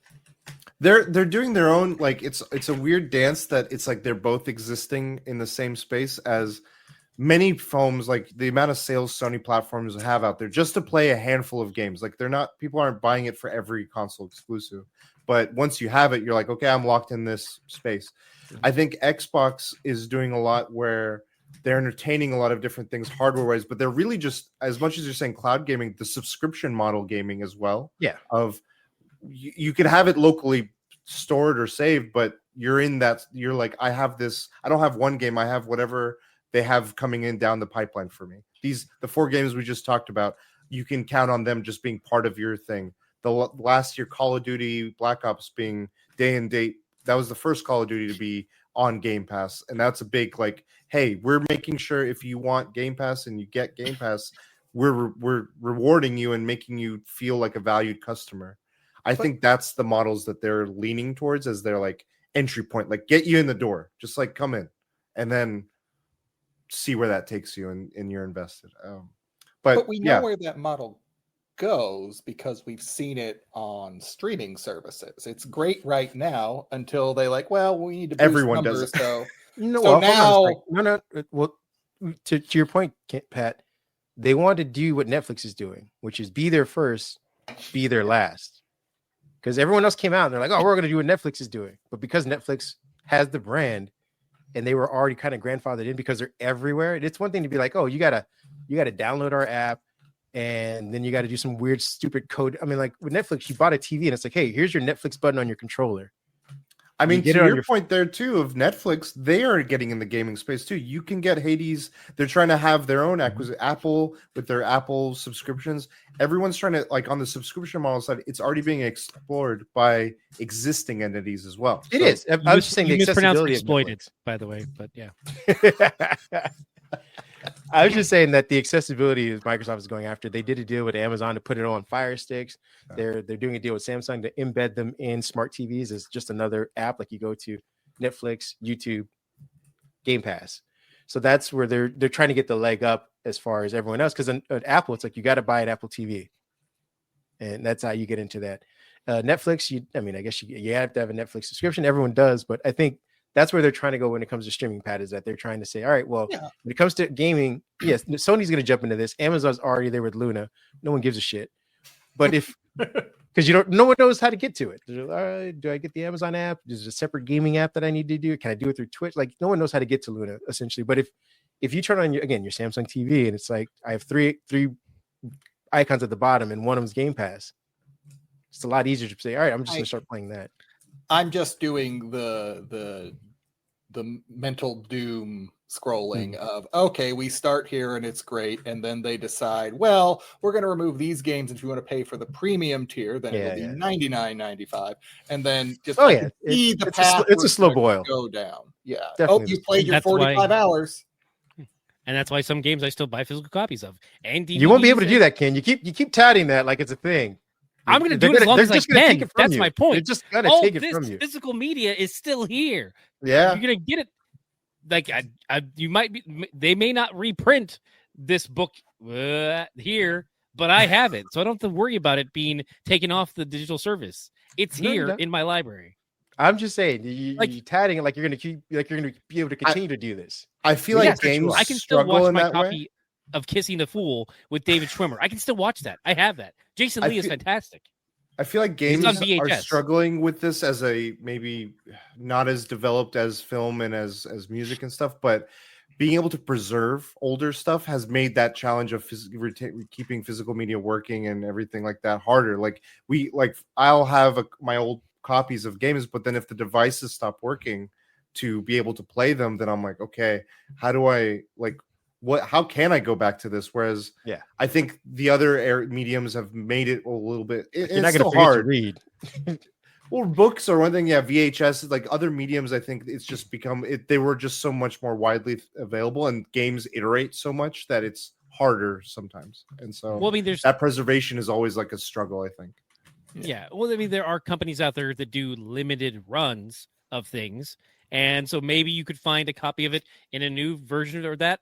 Or there's also retro gaming consoles that are made to emulate that previous system, and they can also emulate 5 others. So you can still plug in physically your old copy of X, Y, or Z and get it done. You can even still take your old copy of Pokemon to some shops. They can replace the battery. They'll save your system on a separate platform.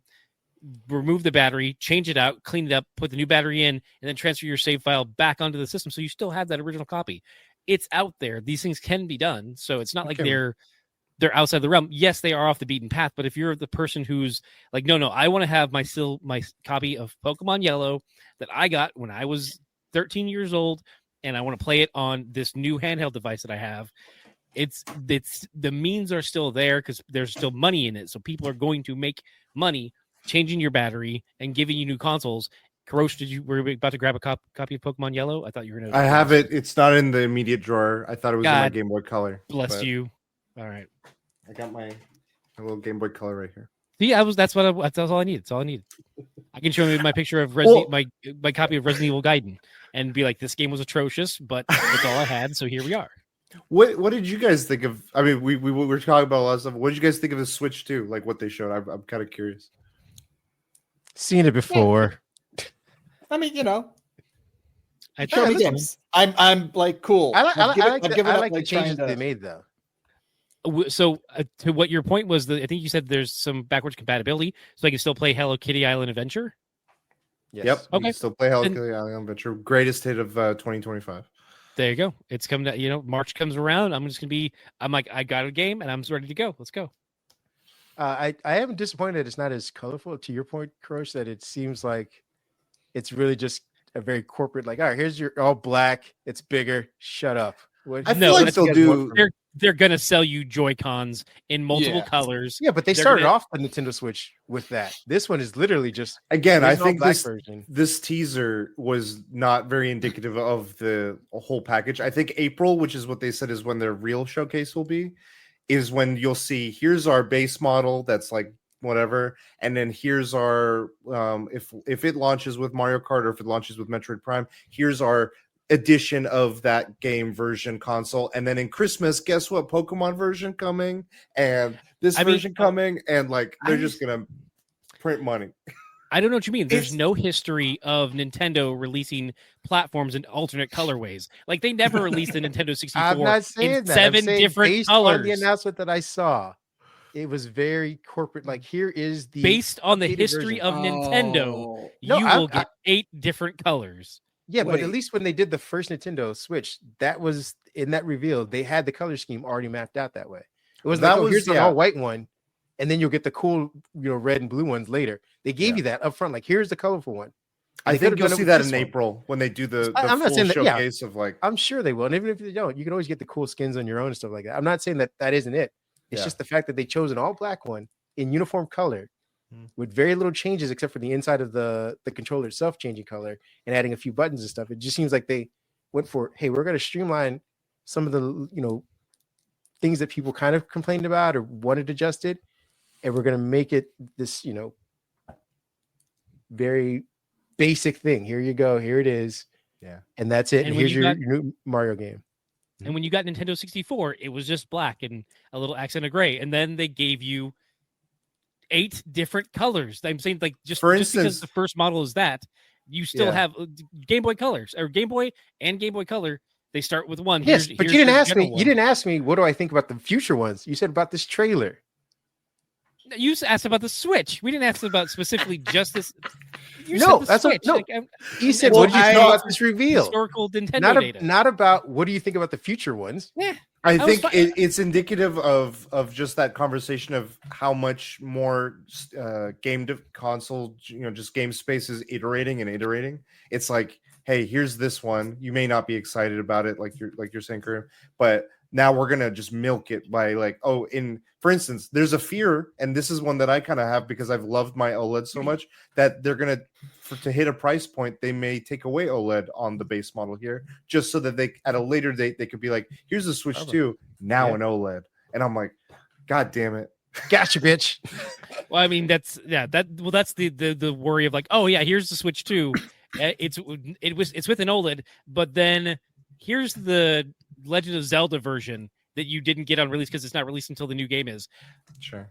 Good luck finding a second version of the format. The Legend of Zelda thing, I just had a terrible thought. Is the whole reason we didn't get Legend of Zelda Tears of the Kingdom DLC because they can then announce, well, you can get Legend of Zelda Tears of the Kingdom with new content on the Switch too. I think what they'll do, and this has been rumored, is that the launch library is potentially either Mario Kart or Metroid Prime 4 for the Switch 2. Obviously, they want to launch with some big game within that launch window, and then remasters of games, and possibly doing Breath of the Wild like remastered for whatever the fidelity of the Switch 2 is.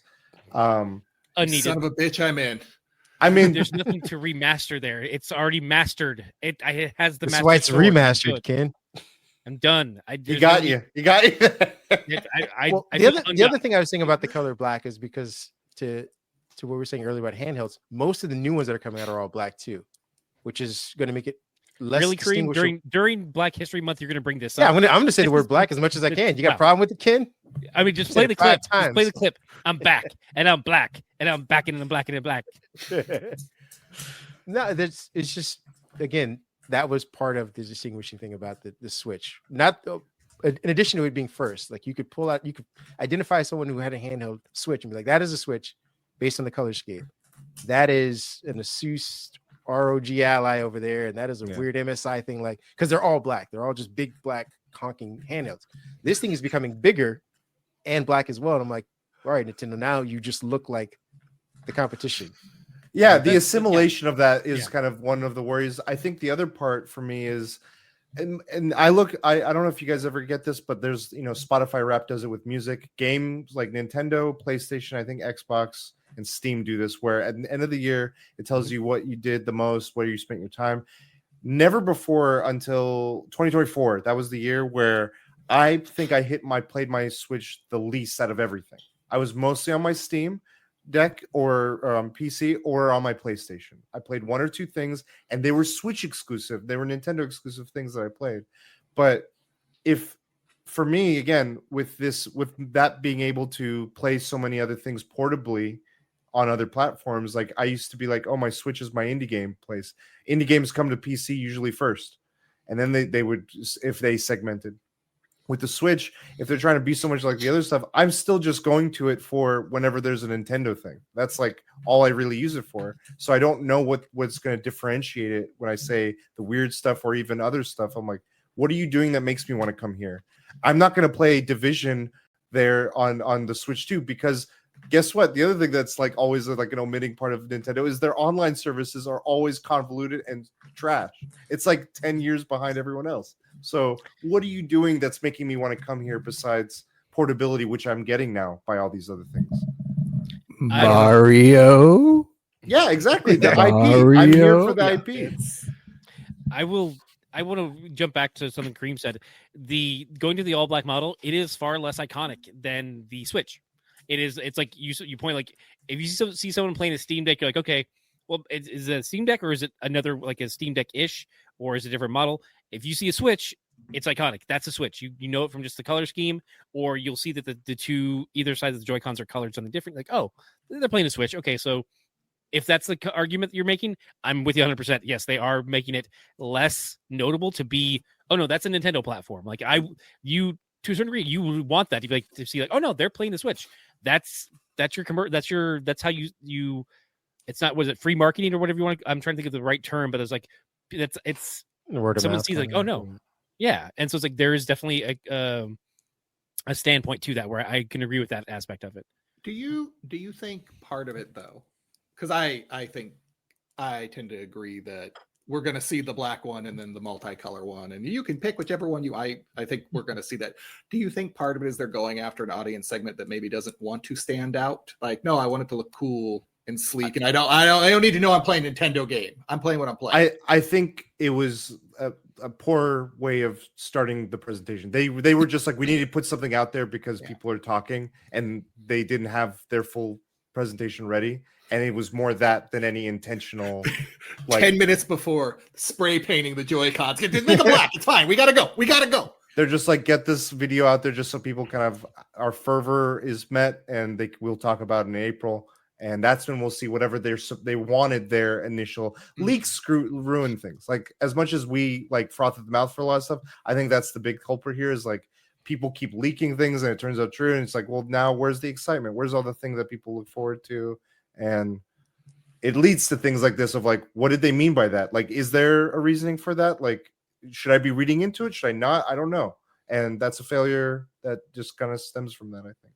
All right, we go to the last section or next section. We kind of fly through this one when we get to our main last topic, which is anticipated games. I got a couple up there, but the only ones I really want to talk about are Grand Theft Auto, Fable, and Avowed. But I mean, if you guys see anything else on there on that I got list, a couple. let me know. Yeah, I've got a couple too. Yeah, please. By all means. I will, but I say I will with you. You have the smaller covered release in the bottom. The Marvel 1943 Rise of Hydra.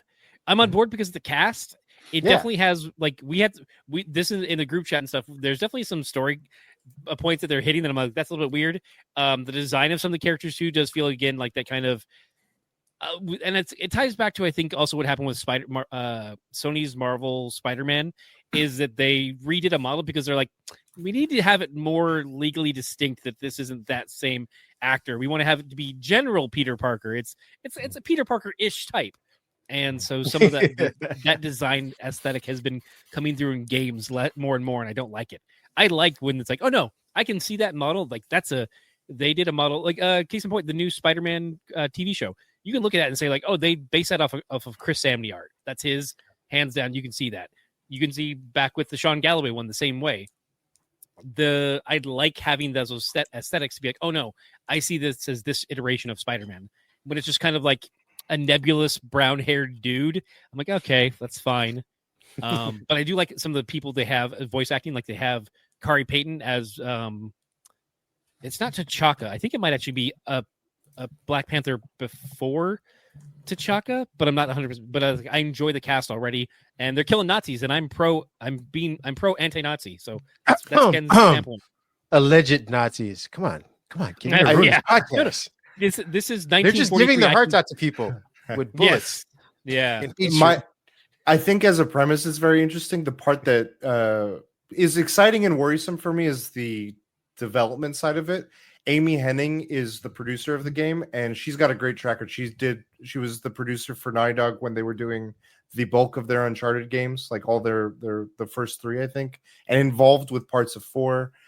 She did Jack and Daxter like way back when, but then the studio that she's joined, Skydance Media, I don't know their track record too much. They don't have too many things that I've seen that are of note, so it's a little bit of an unknown entity of like, what is this team able to bring? The last project she was a part of was the canceled Star Wars game that they were working on for a bit. They showed like a teaser of and then kind of dissipated. So I'm hopeful. I'm hesitant in terms of like what comes out of this. Like, what is the actual like game aspect as opposed to the premise? I was a little worried about the story, at least from the trailer that it showed, because I'm like, is Captain America a good guy or bad guy in this? And whenever you see a property being adapted, there's always the danger, and this has happened time and again with Star Wars, with other properties as well, Marvel and everything else.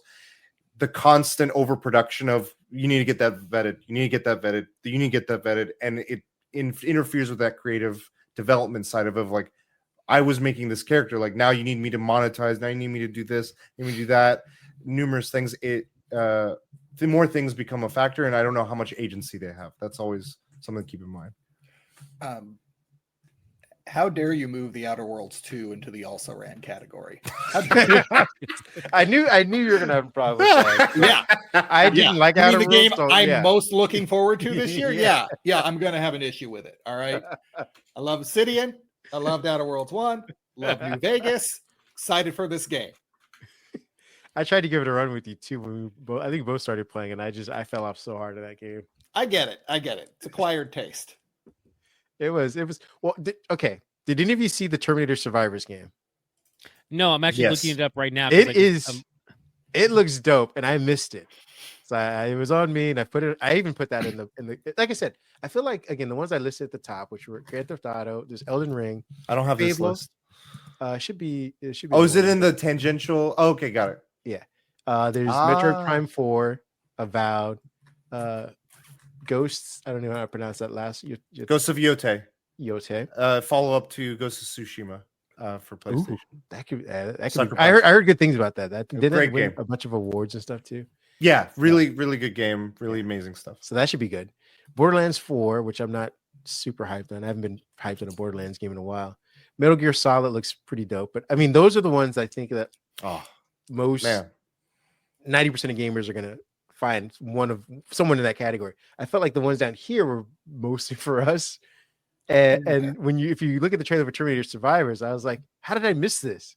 This is like right up my alley. This is the game that I always wanted, where they were like, hey, we're in the future now. This is the timeline that you're going to survive in. None of this going back into the past bullshit. And they made it kind of like a State of Decay, which I was like, all right, I'm in. Okay. That's exciting. I mean, Pat, as insulted as you are, any of the exact games I have aren't even on any of these. Rude. Just downright rude. Please add your games. I apologize, Kurosh. What are you excited for? I'll talk. If you say Animal Crossing 2, I'm gonna turn this No. I have 3 and 1 that's just a dream. Okay. The first one I want to describe, I think you guys would enjoy. It's called Dispatch. I don't know if you guys have heard of this. It's in the stylings of a Telltale game, and it's got Aaron Paul and Laura Bailey and many other people voice acting. Are they selling drugs? They're a dispatch team. Yeah, you already saw a trailer for this in one of the group chats. It's a dispatch for superheroes. Yeah, and it's like a workplace comedy of sorts. Yeah. Oh, okay. Yeah, very interesting premise. I like that style of game. Wait, is like this just that Vanessa Hudgens game? TV that show was a game? That was a TV show, yeah. But yeah, you're right, Pat. You just okay. This is what happens when all the superheroes are away. We got to clean up. Did you Death Stranding 2 on the beach? Oh no, you're right. I do remember it. I remember it now. Yeah. Like if you look it up, it actually looks good. Really, it actually. I want to play it because again, like he said, it's the Telltale where it's like it's the Walking Dead games where they're like, oh, which decision do you make? Do you punch them in the face or do you walk away? Like, those are fun and it's definitely it actually does look really good. Yeah, I'm stoked for that. I missed it by the name. I think there's enough of a. And I think there's enough of a space between the previous iterations of games like that where I feel like, okay, I'm coming back to something I enjoy again. Because for a while there was like, we've got the Game of Thrones game you're gonna love. We've got the Guardians of the Galaxy we got the game. 7th Walking Dead version. Yeah, another Walking Dead one, but Clementine's now a ninja. I don't know, but yeah, they definitely did a lot of iterations on some of those, and like you kept coming back. You're like, okay, are we still doing this? I don't know. And then there's the Batman game, which I hear was good. I hear a lot of them.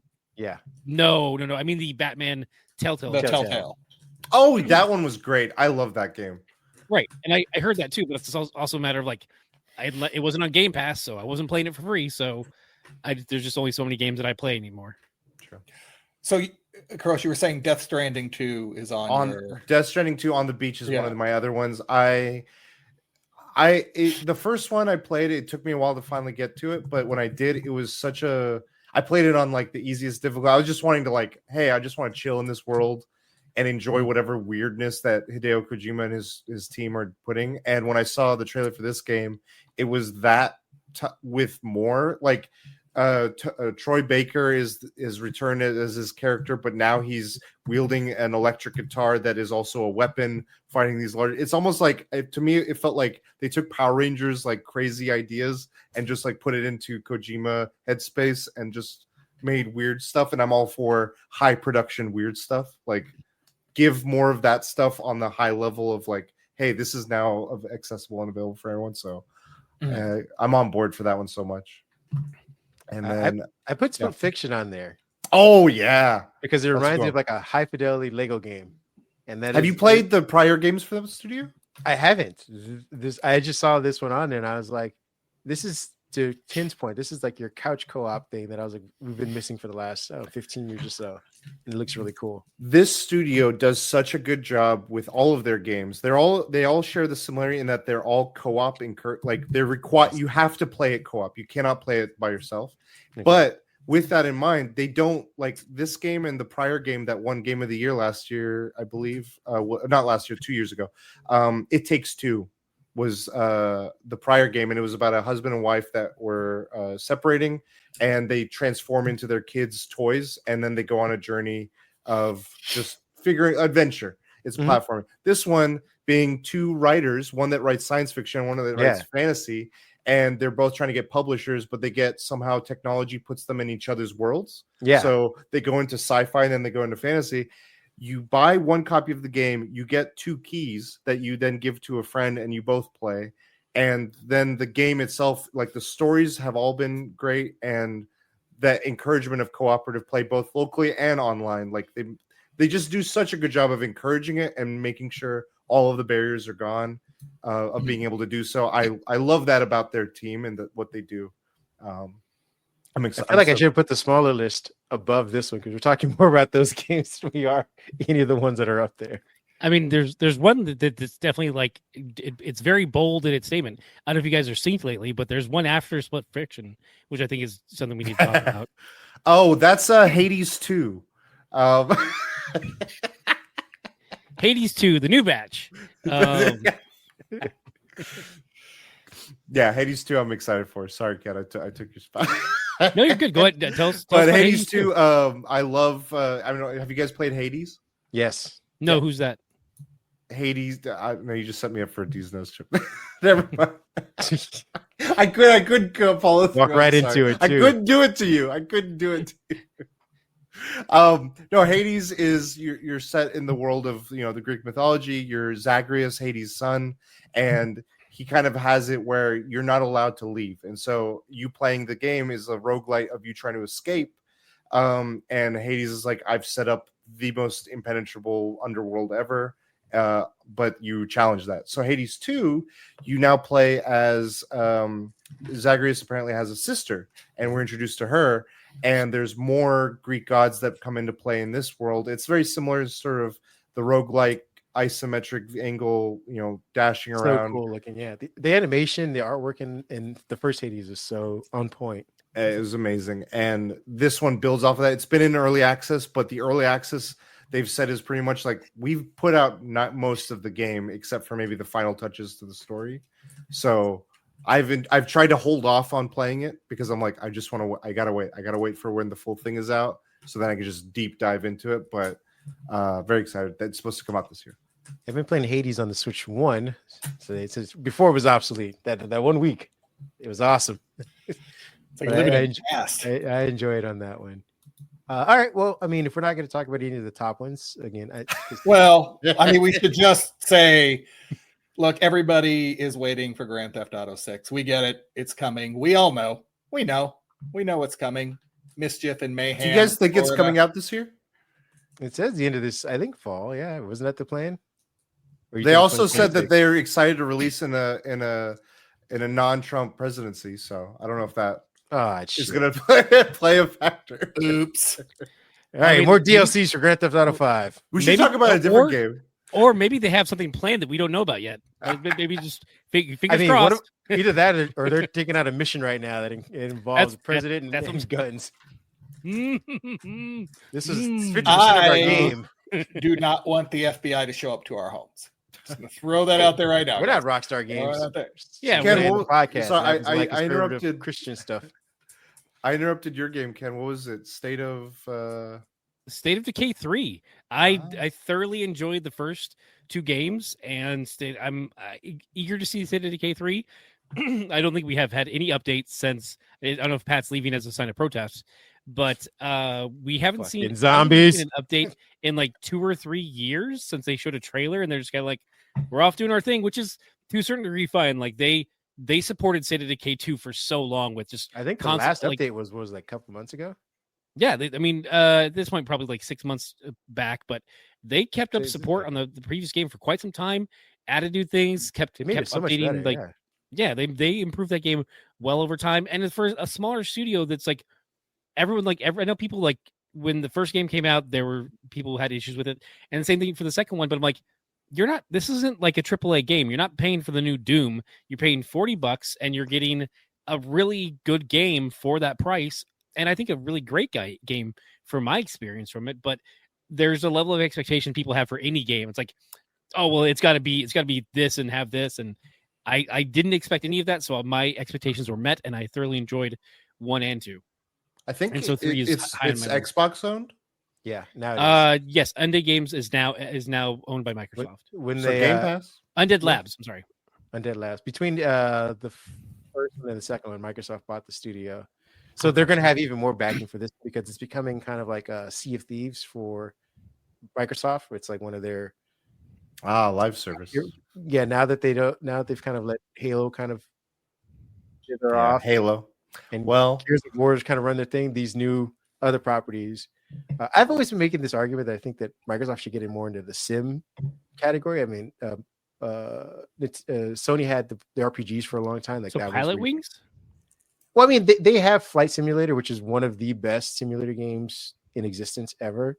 Yeah. They also, I think that their version Forza's another great simulator game. I think when it comes to stuff like that, that's where they excel because they can use Excel. Well, that too. They have Excel too. But imagine if like you were to do like a because they have big maps, so that you could do actual cities in the next State of Decay.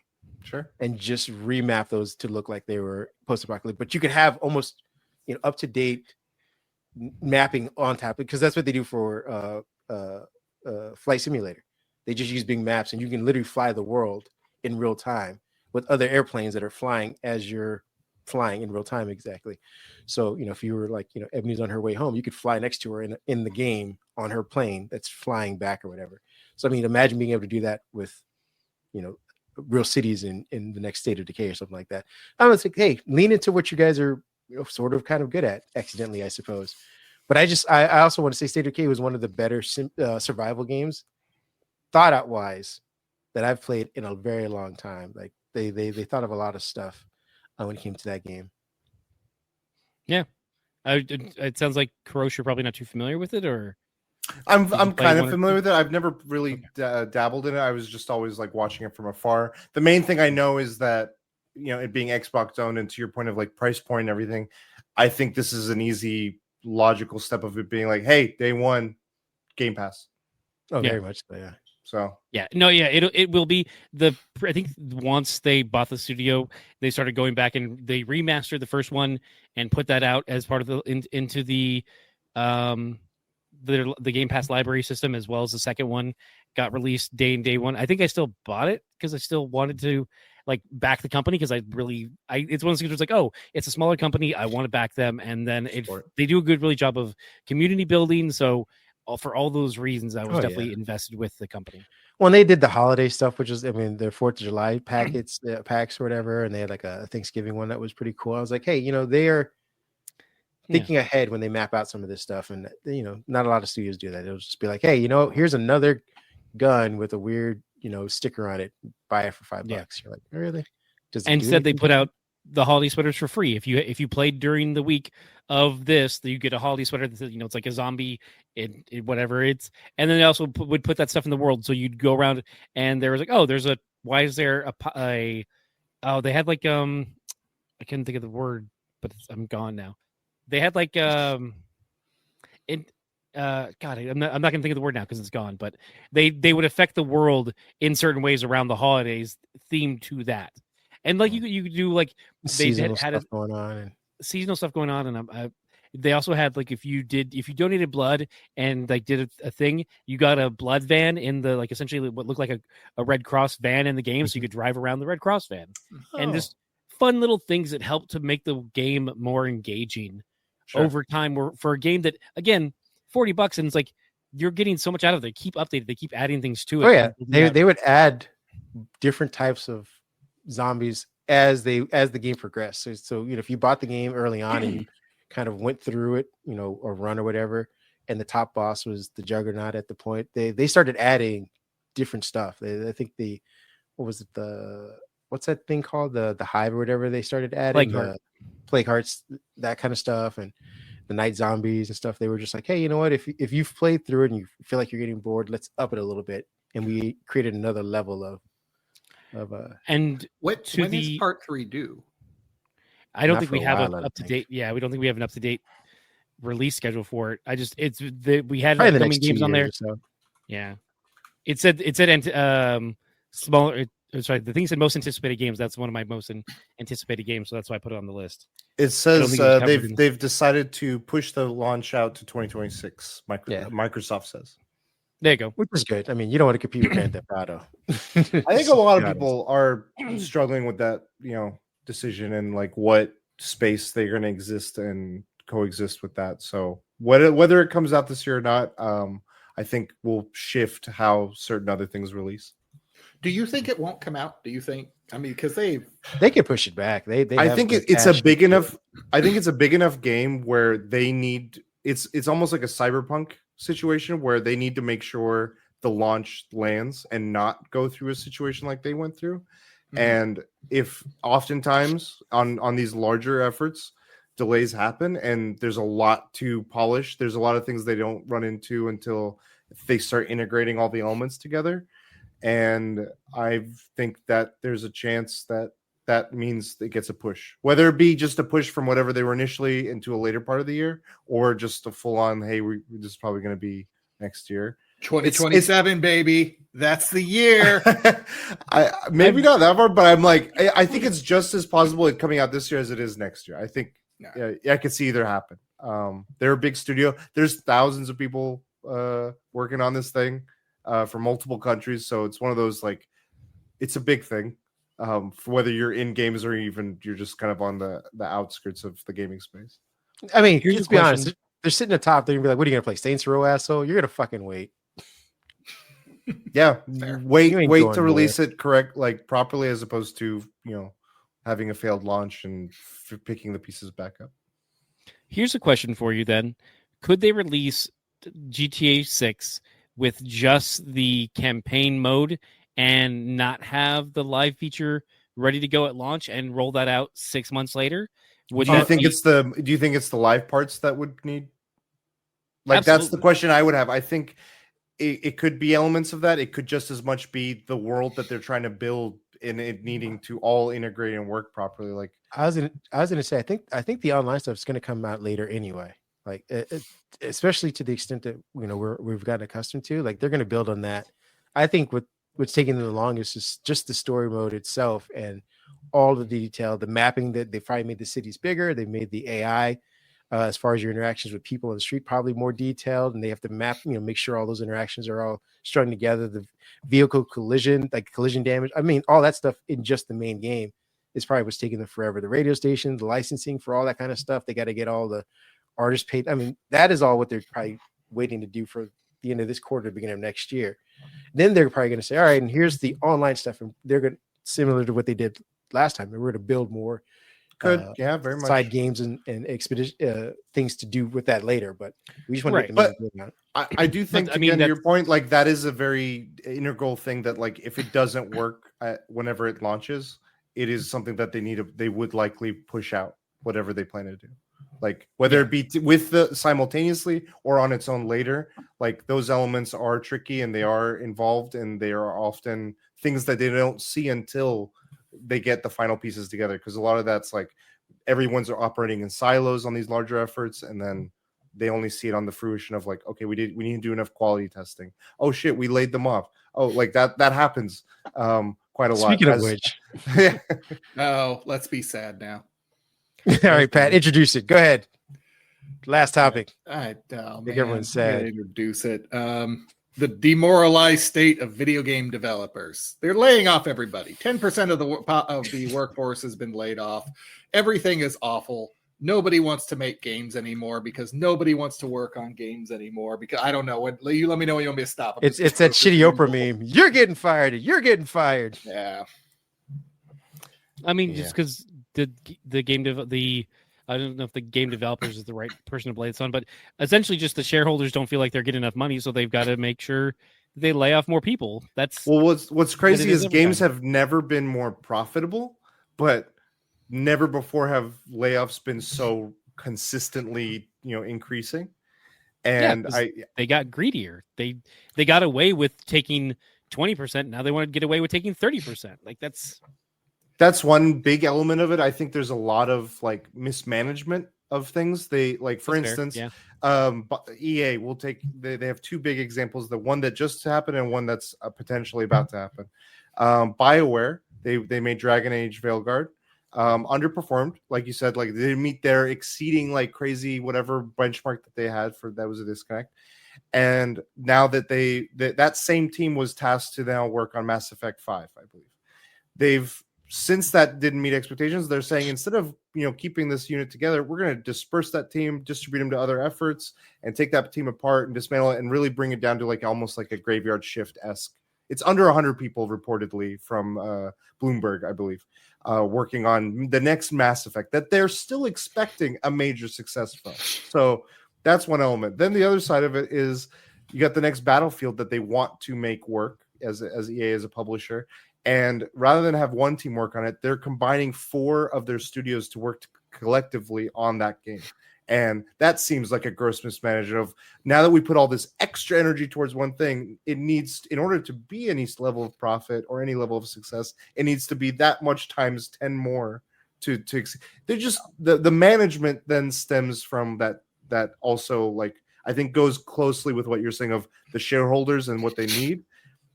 The sustainability of it is not there. Like, constantly they want the next they're chasing the Fortnites, they're chasing the Grand Theft Autos, they're chasing these larger things, and they're saying, why can't we want our version of that? And that's not how it works.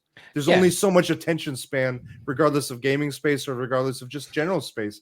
Netflix, the shows you're watching, to vie for. So that shareholder perspective is really led to a lot of people failing in that way. And like you see it with Concord this last year, Suicide Squad, projects that didn't even come out. Last of Us canceled their multiplayer thing. Blue Point had a game that they were supposed to do for a God of War live service game that just got nixed because I think they started to see the writing on the wall of Concord and Suicide Squad, all these live service efforts chasing something. And it's just, how do you sustain an industry when all of these things are like, go bigger, go bigger, go bigger? You see, there's FromSoft, notoriously known for like Dark Souls and Elden Ring, most successfully recently. Went on, they talked to something recently of saying, we can't, like, that's not our culture, like in terms of the business culture, not like as they're I think they're a Japanese studio, if I may be wrong. But as a sustainable business model, they're saying we cannot do that. So we're not going to keep doing like Elden Ring 2, 3, 4, 5. We need to do numerous smaller projects with multiple teams working on them, and then ramp back up to do another Elden Ring when the times are right and when we can sustain a growth of that magnitude. We can't just keep going like banger after banger after banger on these large scales because it's not sustainable. And people know that. It's just, I don't think people in the studios that are currently running it or have any idea of that or any care of it. Yeah. The people who make the decisions aren't the ones with a good hold of what's actually viable. And then you see everyone... Oh no, go ahead. And then just in the fact of like, you see Microsoft then being like, okay, well, we have money to throw around. Let's get acquisitions. Let's merge and bring studios in. Well, part of that's going to mean you're going to have to streamline things, and then you're going to lay off people. In addition to then seeing like so like all of these things just shifting and changing, and studios not being able to. That would piss me off too a lot, because I'm like, I feel, again, we're probably not going to get obviously with this administration, but maybe a future one, that when we have a merger like this, that they have to disclose these numbers before that, or declare that they're not going to lay people off, because they go through the books. They know what the numbers are, and then they sit there and lie, saying like, oh, this is going to be great for the industry. Like, you knew you were going to have to lay off 10,000 people. Like, you have accountants that say, hey, this is what the cost value is when we acquire them, and this is the number of employees they have. This is the number of employees we have. This is the number of overlap we're going to have, and this is what we're going to need to flatten. You know that shit before you go into the FTC or you go to the EU Commission, whatever. You know that shit, and you sit there and you lie right in front of them, saying like, "Oh no, we're not going to do that." Like, in order for us to approve this, you got to give us those fucking numbers. And if you stick to those numbers, you tell us this is exactly who you're going to lay off, then we could approve it, because that is the agreement we made. But if you come in there and say like, "Oh, we're not going to do that," and then you end up laying off 10,000 people after you bought them, and we said it was okay, and you told us that you weren't going to do that. And then, Kareem, why are you stifling business? Why do you hate the Kareem, working man? Why aren't you capitalist enough? You sound like socialist. Do you not know why? I thought I liked the idea of them becoming a publisher more than a console, because they were losing consoles. I like that. What I'm saying is, and I'm saying this not for Microsoft alone, but for any. Yeah. If you're gonna do AT&T buys Verizon, you know what the fucking numbers are. You know how many people you're gonna have to lay off. What you're gonna overlap. Like, give the FTC or the regulating bodies those numbers beforehand. But And that's then why they make won't- decisions. but then they won't approve it. Why would I do that? Then they won't approve Yeah. it. well, because I mean, unless you're okay with, I can lie. because I because can you lie as long as I can lie. you That's can fine. negotiate that number is what I'm saying. If you tell them like, hey, no. This is the thing is you're I think there's anti-business. elements of that protection is not there of like what would spurn them to want to negotiate to do it if they don't have to, if nothing's holding them to that, then they won't. I think one thing that you're seeing stem as a result of that, of being able to push for more of what you're saying, is the only thing that studios are realizing that they can do is one aspect being unionization. There a lot more studios are finally finding some ground to collectively join and protect themselves from, hey, you walk in the door, hey, pack your stuff, you're out of here. And even though you may have just, like Telltale was one of them, numerous other studios where they moved their families to work at these studios to work on these games that span years, that span like 7, you don't see a return on that. And if you got laid off midway through that process, your credits are taken off of the game. How is that even allowed? Like, you put however many hours into that, and you don't even get the credit to then say at the next job that you're trying to go for, I worked on this game. No, you didn't, because that last studio just screwed you, or that publisher or whoever. And so the protections aren't there to really enforce or to encourage them to disclose or to negotiate or do anything. That they don't have to. They're just like profits, immediacy, short-term game. Yes. I'm not what you're trying to say here, comrade. But yeah. I don't like these communist I'm with them. ideas. I agree. I think again, I'm more of the more is better. Like, why not have both? Why not have the FTC protect before they even have to get to the union arguments? Because the FTC will be gone in a year, in a month. Yes, fair enough. That is the reality we live in. I'm saying, had this, back when this deal went through for Microsoft specifically, and again, this happens, when Sony buys Ubisoft, whenever they buy a studio, like this wink and a nod to the regulators, like, we're going to buy them and everything's going to stay the same, and the regulators like, it's not, but here's your stamp. Like, you could stand up and be like, if you're saying everything's going to be the same, then we either fine you or rip you guys apart when you start making those company-wide, employee-wide firings. Like, this was the agreement that we stamped on. Like, you said it was going to be the same. Why are we keeping our stamp when you broke the deal? Because that other company hid all the books. They hid everything. I hid it all. We didn't see the real numbers. I say, I mean, another aspect of this that is then you didn't do your due diligence, and you shouldn't have. Then we're go back to the drawing board. Try again. Kareem, someone wake up Kareem, because he's dreaming. Clearly, he has this. There's no reality in his mind that these people would face any sort of repercussions. Yeah. Why? What? No. Well, here's the other aspect of it, that even if they don't, like, I feel like a lot of people think like, okay, if these large studios are always doing this, I'll just do indie. I think something I've learned speaking to numerous indie developers is that's faced with its own gajillions of challenges. Finding funding and being able to then say, I'm going to put all of these resources and time as a single or like a couple of people developers into making something. That's a risk. That money could just go down the drain. You don't have it's not a loss in the same way that a Microsoft or an EA is going to see it, and the shareholder is going to be a little nixed and then just go back to golf the next day. I think for them, it's become like, now that my livelihood is gone, like, do I have another job supporting me to do this? And what then do I do? There's freedoms that they'll have. They don't have an oversight of a producer or publisher saying you have to do X, Y, and Z with Captain America or X and Y. But then at the same time, there's risk. It's like, this is a non-existent IP. How do I get any kind of stability or no knowledge of, like, am I going to get a return on my investment putting the time and energy here? It's not without its own problems when we have so many games out there, let alone curation. Where can people find my game? How do I get it out there? That's a challenge in and of itself, and something that I'm trying to do on my side of, like, work with these indie games and put a voice to it and kind of put an extra thing of, like, this is why you should care about this or that.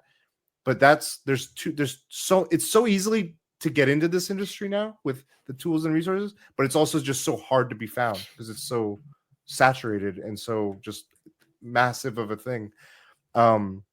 At the Game Awards, someone spoke to this topic exactly of layoffs, and they acknowledged him as kind of like an achievement award. Amir Satvat, he started a nonprofit.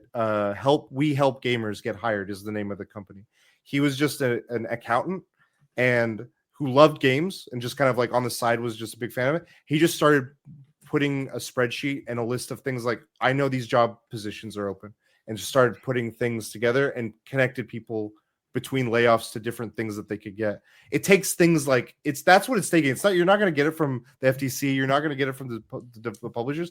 It's people, you and I, kind of doing that efforts, I think. And it's sad, but it's also like, hey, we need to, there's an acting part to it of like, we need to do that. Otherwise, the place we like to spend time to play games. Like last year, Ken and I get to share time in Helldivers and doing all the crazy shit we get to do is because those studios are able to be funded to do that. Like it's a tough space now. And that's kind of like that give and take of like, what can you do and what can you not? Well, this was the positive, at least the spin that I got off of this is for Game Pass. And if, Sony does something similar to it, or I think Microsoft has signed a deal with Nintendo and Sony to get Game Pass or at least get more exclusives onto their platforms, is that when you get the streaming aspect of that, you can get people to go back and find a way to play that game without the upfront investment or the major loss. They're basically unfortunately floated by the big players. Like they become part of that platform. They're a little less independent, but they get the visibility that they may have lost being in a small indie. Like, hey, you had to go out to my Kickstarter and buy the game, and people are like, well, I don't know if I want to pay $35 to play your game. It looks cool, but I'm not invested. But I paid $35 a month for Game Pass, and you're on there for the next 6 months. I like what you did. If there's DLCs, I'll add it to it. If I don't, maybe you guys come back around with another game or whatever, or I get used to, whoever worked on this stuff, I can follow them to the next I get to at least see you versus missing you all together because you were small and then you don't have any way to recoup from that. That was the way I thought the Game Pass thing. Yeah, no, I think that's an element of it. I think the other element of it is like, you don't need the biggest win to call it a win. You like make your games smaller and just be like, our game is able to call 200 people playing it a success. Like, I think that should become more normalized in a lot of ways. And finding that balance of how do you make that affordable, find the models of business that work for you. Some games work really well with free to play. Others work better where it's an upfront cost and then everything's free. It's like, there is an element that's been abused of the monetization, the loot boxing, the gambling aspects of it. But I think there's a lot more to be discovered about how the financing of games can be adjusted to make sense for things and seem scalable at different like success levels. Like so many of these studios are like, we need the world to play our game to call it a success. Yeah. I mean, just hear me out because it's a good idea. Or one game that makes all of the money. All of it. Perfect. There's nothing can go wrong with that plan. Oh. Nothing can go wrong with that plan. It's just every dime. Coming to the Switch 2. Like I would really, how many copies does GTA 6 have to sell the first week for it not to be deemed a failure? 10 million. Minimum. Yeah, I was gonna say I think pre-orders have hit their metrics already. Probably, yeah. Well, that just means they'll move the goal. Oh well, if we already hit that. Yeah, to Ken's point, they're just greedy. You got to keep moving the goalposts. Yeah. Yeah. That me exceeding expectations. That's what we expected of you. You just met our expectation. Yeah.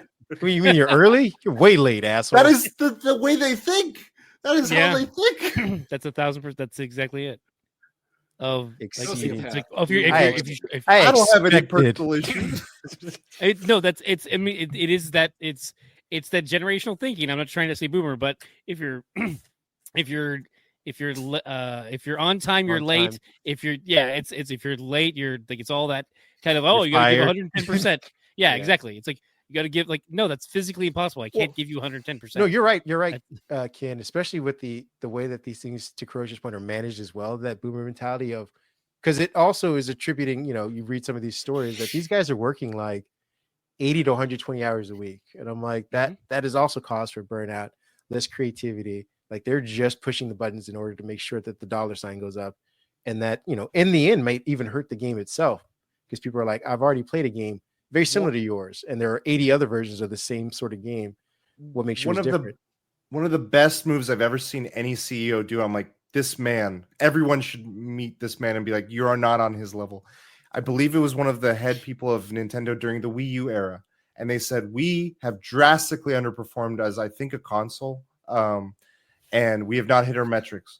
rather than go through layoffs, I am taking a massive pay cut and salary, a bonus cut, because I failed the company. I failed this leadership, and we need to, as a whole, like, you should not be taking the fault for that. And so he did that, and I'm like, Jesus. That is, like, but let's note my heart. that was for Nintendo, not Nintendo of America. That was Nintendo. Nintendo of America wouldn't we're not. No, Nintendo of America did the Homer thing. Yeah, but right like bush. Meanwhile, we're here, and Bungie, having Destiny 2 as a live service game, they just earlier last year, their final expansion, concluding 10 years of the game, comes out. It's a big celebration. Shortly thereafter, their CEO goes on a rant, or not a rant, gloating about this new yacht he bought, all these new cars. The next day, lays off countless people from the studio, saying they don't have money. Like, that's the studio does. He has money. The studio doesn't have Kurosh, money. that yacht wasn't free. Where do you think that money went? His bonus. Yeah. They get parachuted down. Even can't pay for caviar in video games. Bobby Kotick from Activision left the company, as he, but he had a parachute. He's like, here's your severance package. Deal, yeah. Here's your thing. And I'm like, this it's a systemic thing. It's not gonna just be like, oh, we just flip this switch, we're okay. And that's it's gonna take a lot, I think. I think the success. I mean, that's why I really love Luigi. I'm sorry, we were speaking about Nintendo, right? Am I? Yes. He has main character energy. Yeah. Yeah, I love. I think love Mario Kart. that should be Nintendo's next exclusive, just a Luigi game. Bring back the year of Luigi. Maybe Yeah. set a precedent. Yeah, Luigi's mansion, but it's like he's going to other mansions and doing. Oh, okay, yeah. Luigi It's like stuff? it's got a He's- Pokemon and he's quality to it. cleaning up this. Yeah, he's cleaning everything And up. hopefully Mario gets on board. Otherwise, he's in the way. If you know what I'm saying. This game can be real interesting. Brother on brother violence. Luigi, what are you doing? Get out of my way, Mario. You just got Luigi. It's weird they put him in Rainbow Six. That was weird. He's gonna show up I heard that Luigi might make an appearance in Grand Theft Auto. I'm hoping would that's be one out of the of place. missions. I enjoy it. It's funny because I enjoyed Grand Theft Auto quite a bit later on when they finally introduced heists and stuff like that, and we all changed our characters' outfits to look like the A-Team. That was a great moment. So I'm on board with getting those outfits to do certain, like, oh no, let's get to dress for the job you All right, want. let's put it this way, Not the- Pat. Are you going to upgrade your console when at least Grand Theft Yes. Auto comes out? Yes. Because I don't think I've That ever. and Outer Worlds 2. We're here. I don't think I've ever played a Grand Theft Auto game with you. With like we played it, sitting on Yeah. the couch together. You But I don't saw think me- I've ever you played saw with me you in crash. the world. I'm saw me gonna crash a helicopter in Vice City. say Oh, something that I don't know is gonna catch me some Ever. flack, but I've never played a Grand Theft Auto Ever? No. ever. Anyone? And that Not is even like the interesting. top down on PlayStation 1? The closest Like- I've ever gotten to playing a Grand Theft Auto is You on say the Saints Row, I'm going to slap the shit out of you. is playing Hulk Ultimate Destruction on my Xbox, and I was like, "This is Wow. what Grand Theft Auto feels like." No, it But isn't it's at all. better. You were.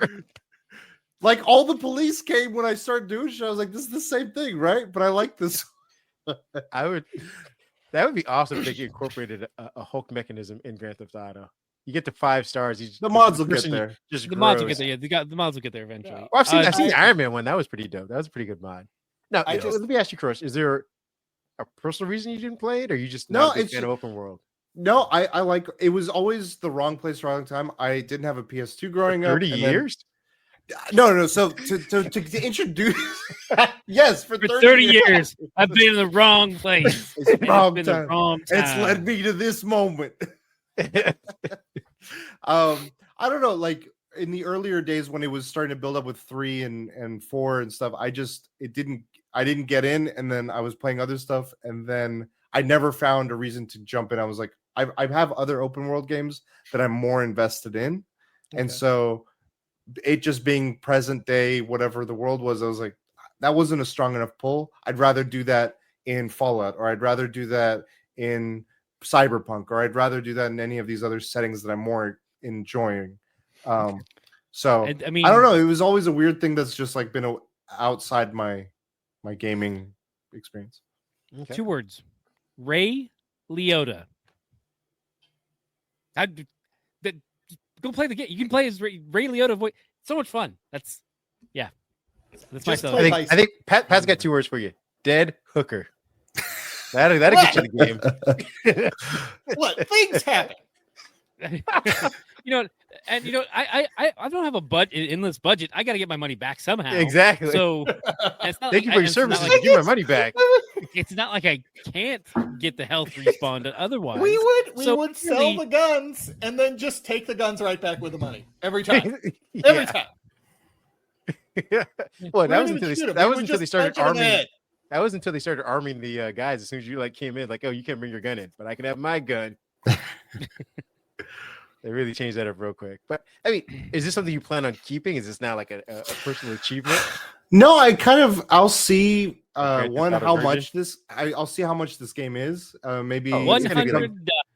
if it I comes out on think- Switch too, maybe I'll I think- play it. It'll give me a reason to play my Switch. I see, but I don't know. Yeah, it'll be interesting because I have to pace now that I'm like not just playing games for fun. I'm also playing them for a lot of like the writing I do and and videos I do. Professional reasons. My time has become way harder to fit like a variety of new games every year. I'm like, I have to really be picky and choosy. So we'll see. I'm not opposed. I just need a reason or a framing to like get me into it. Okay. Again, 2 No. words. Dead hooker. Just let that float. Let that marinate. I'll No, put that two on the words. box art. Like I'm sure that doesn't Kareem- age well. Kareem That's says really dead good. hooker. Yeah, Florida man. That's all you need. There you go. Florida man. yeah, go. Florida man. I saw. Did I share that with you, Pat? They had the Grand Theft Auto come out, and then they had like the trailer for Florida Man stuff in Florida, and it was like a 1-for-1. I'll see if I can put that up. But it was like, am I playing the game or am I just watching news headlines? Yes. Well, with that being We don't said, I care. think we're at least ending on a better note than Yeah. Yeah, dead hookers in Dude. Florida, man. yeah. Can't mean, go I- wrong with that. I tried to end it on Luigi, but that's fine. It's Hey, okay. I'm trying to let this video get monetized at some point. All right, you're gonna get us banned from YouTube. Who doesn't love Luigi's Mansion and Super Mario Kart? I just realized how old I am because I said Super Mario Kart, not Yep. just Mario Kart. So Come think on, we're- boomer, get out of the yeah, way. They should be talking about your your F1s. I don't Kurosh, get thank the you so much reference, for sorry. joining us. Thank you for having me again. I appreciate you guys. For Give for one letting last me plug. jump- Yeah, you can find me on all my social platforms at Cujo Prime. I'm on YouTube mostly with my videos. So please stop by, give it a listen, give it a watch. It's youtube.com/@CujoPrime. And soon, sometime around the time of this release, maybe a little bit after, Save Point Stories is a podcast I'll be starting, a seasonal show where I'll be bringing on guests and talking about the games that mean a lot to them and why. Sounds awesome. Awesome. Hoping some of us appear on that one at some point. I'm just saying. We got to talk after the show closes. But thanks again. And Ken's already Ken's- leaving. Jesus Christ. So impatient. All right, well, bye everybody. Good night, You know what? everybody. Good night, everybody. Luigi, number 1.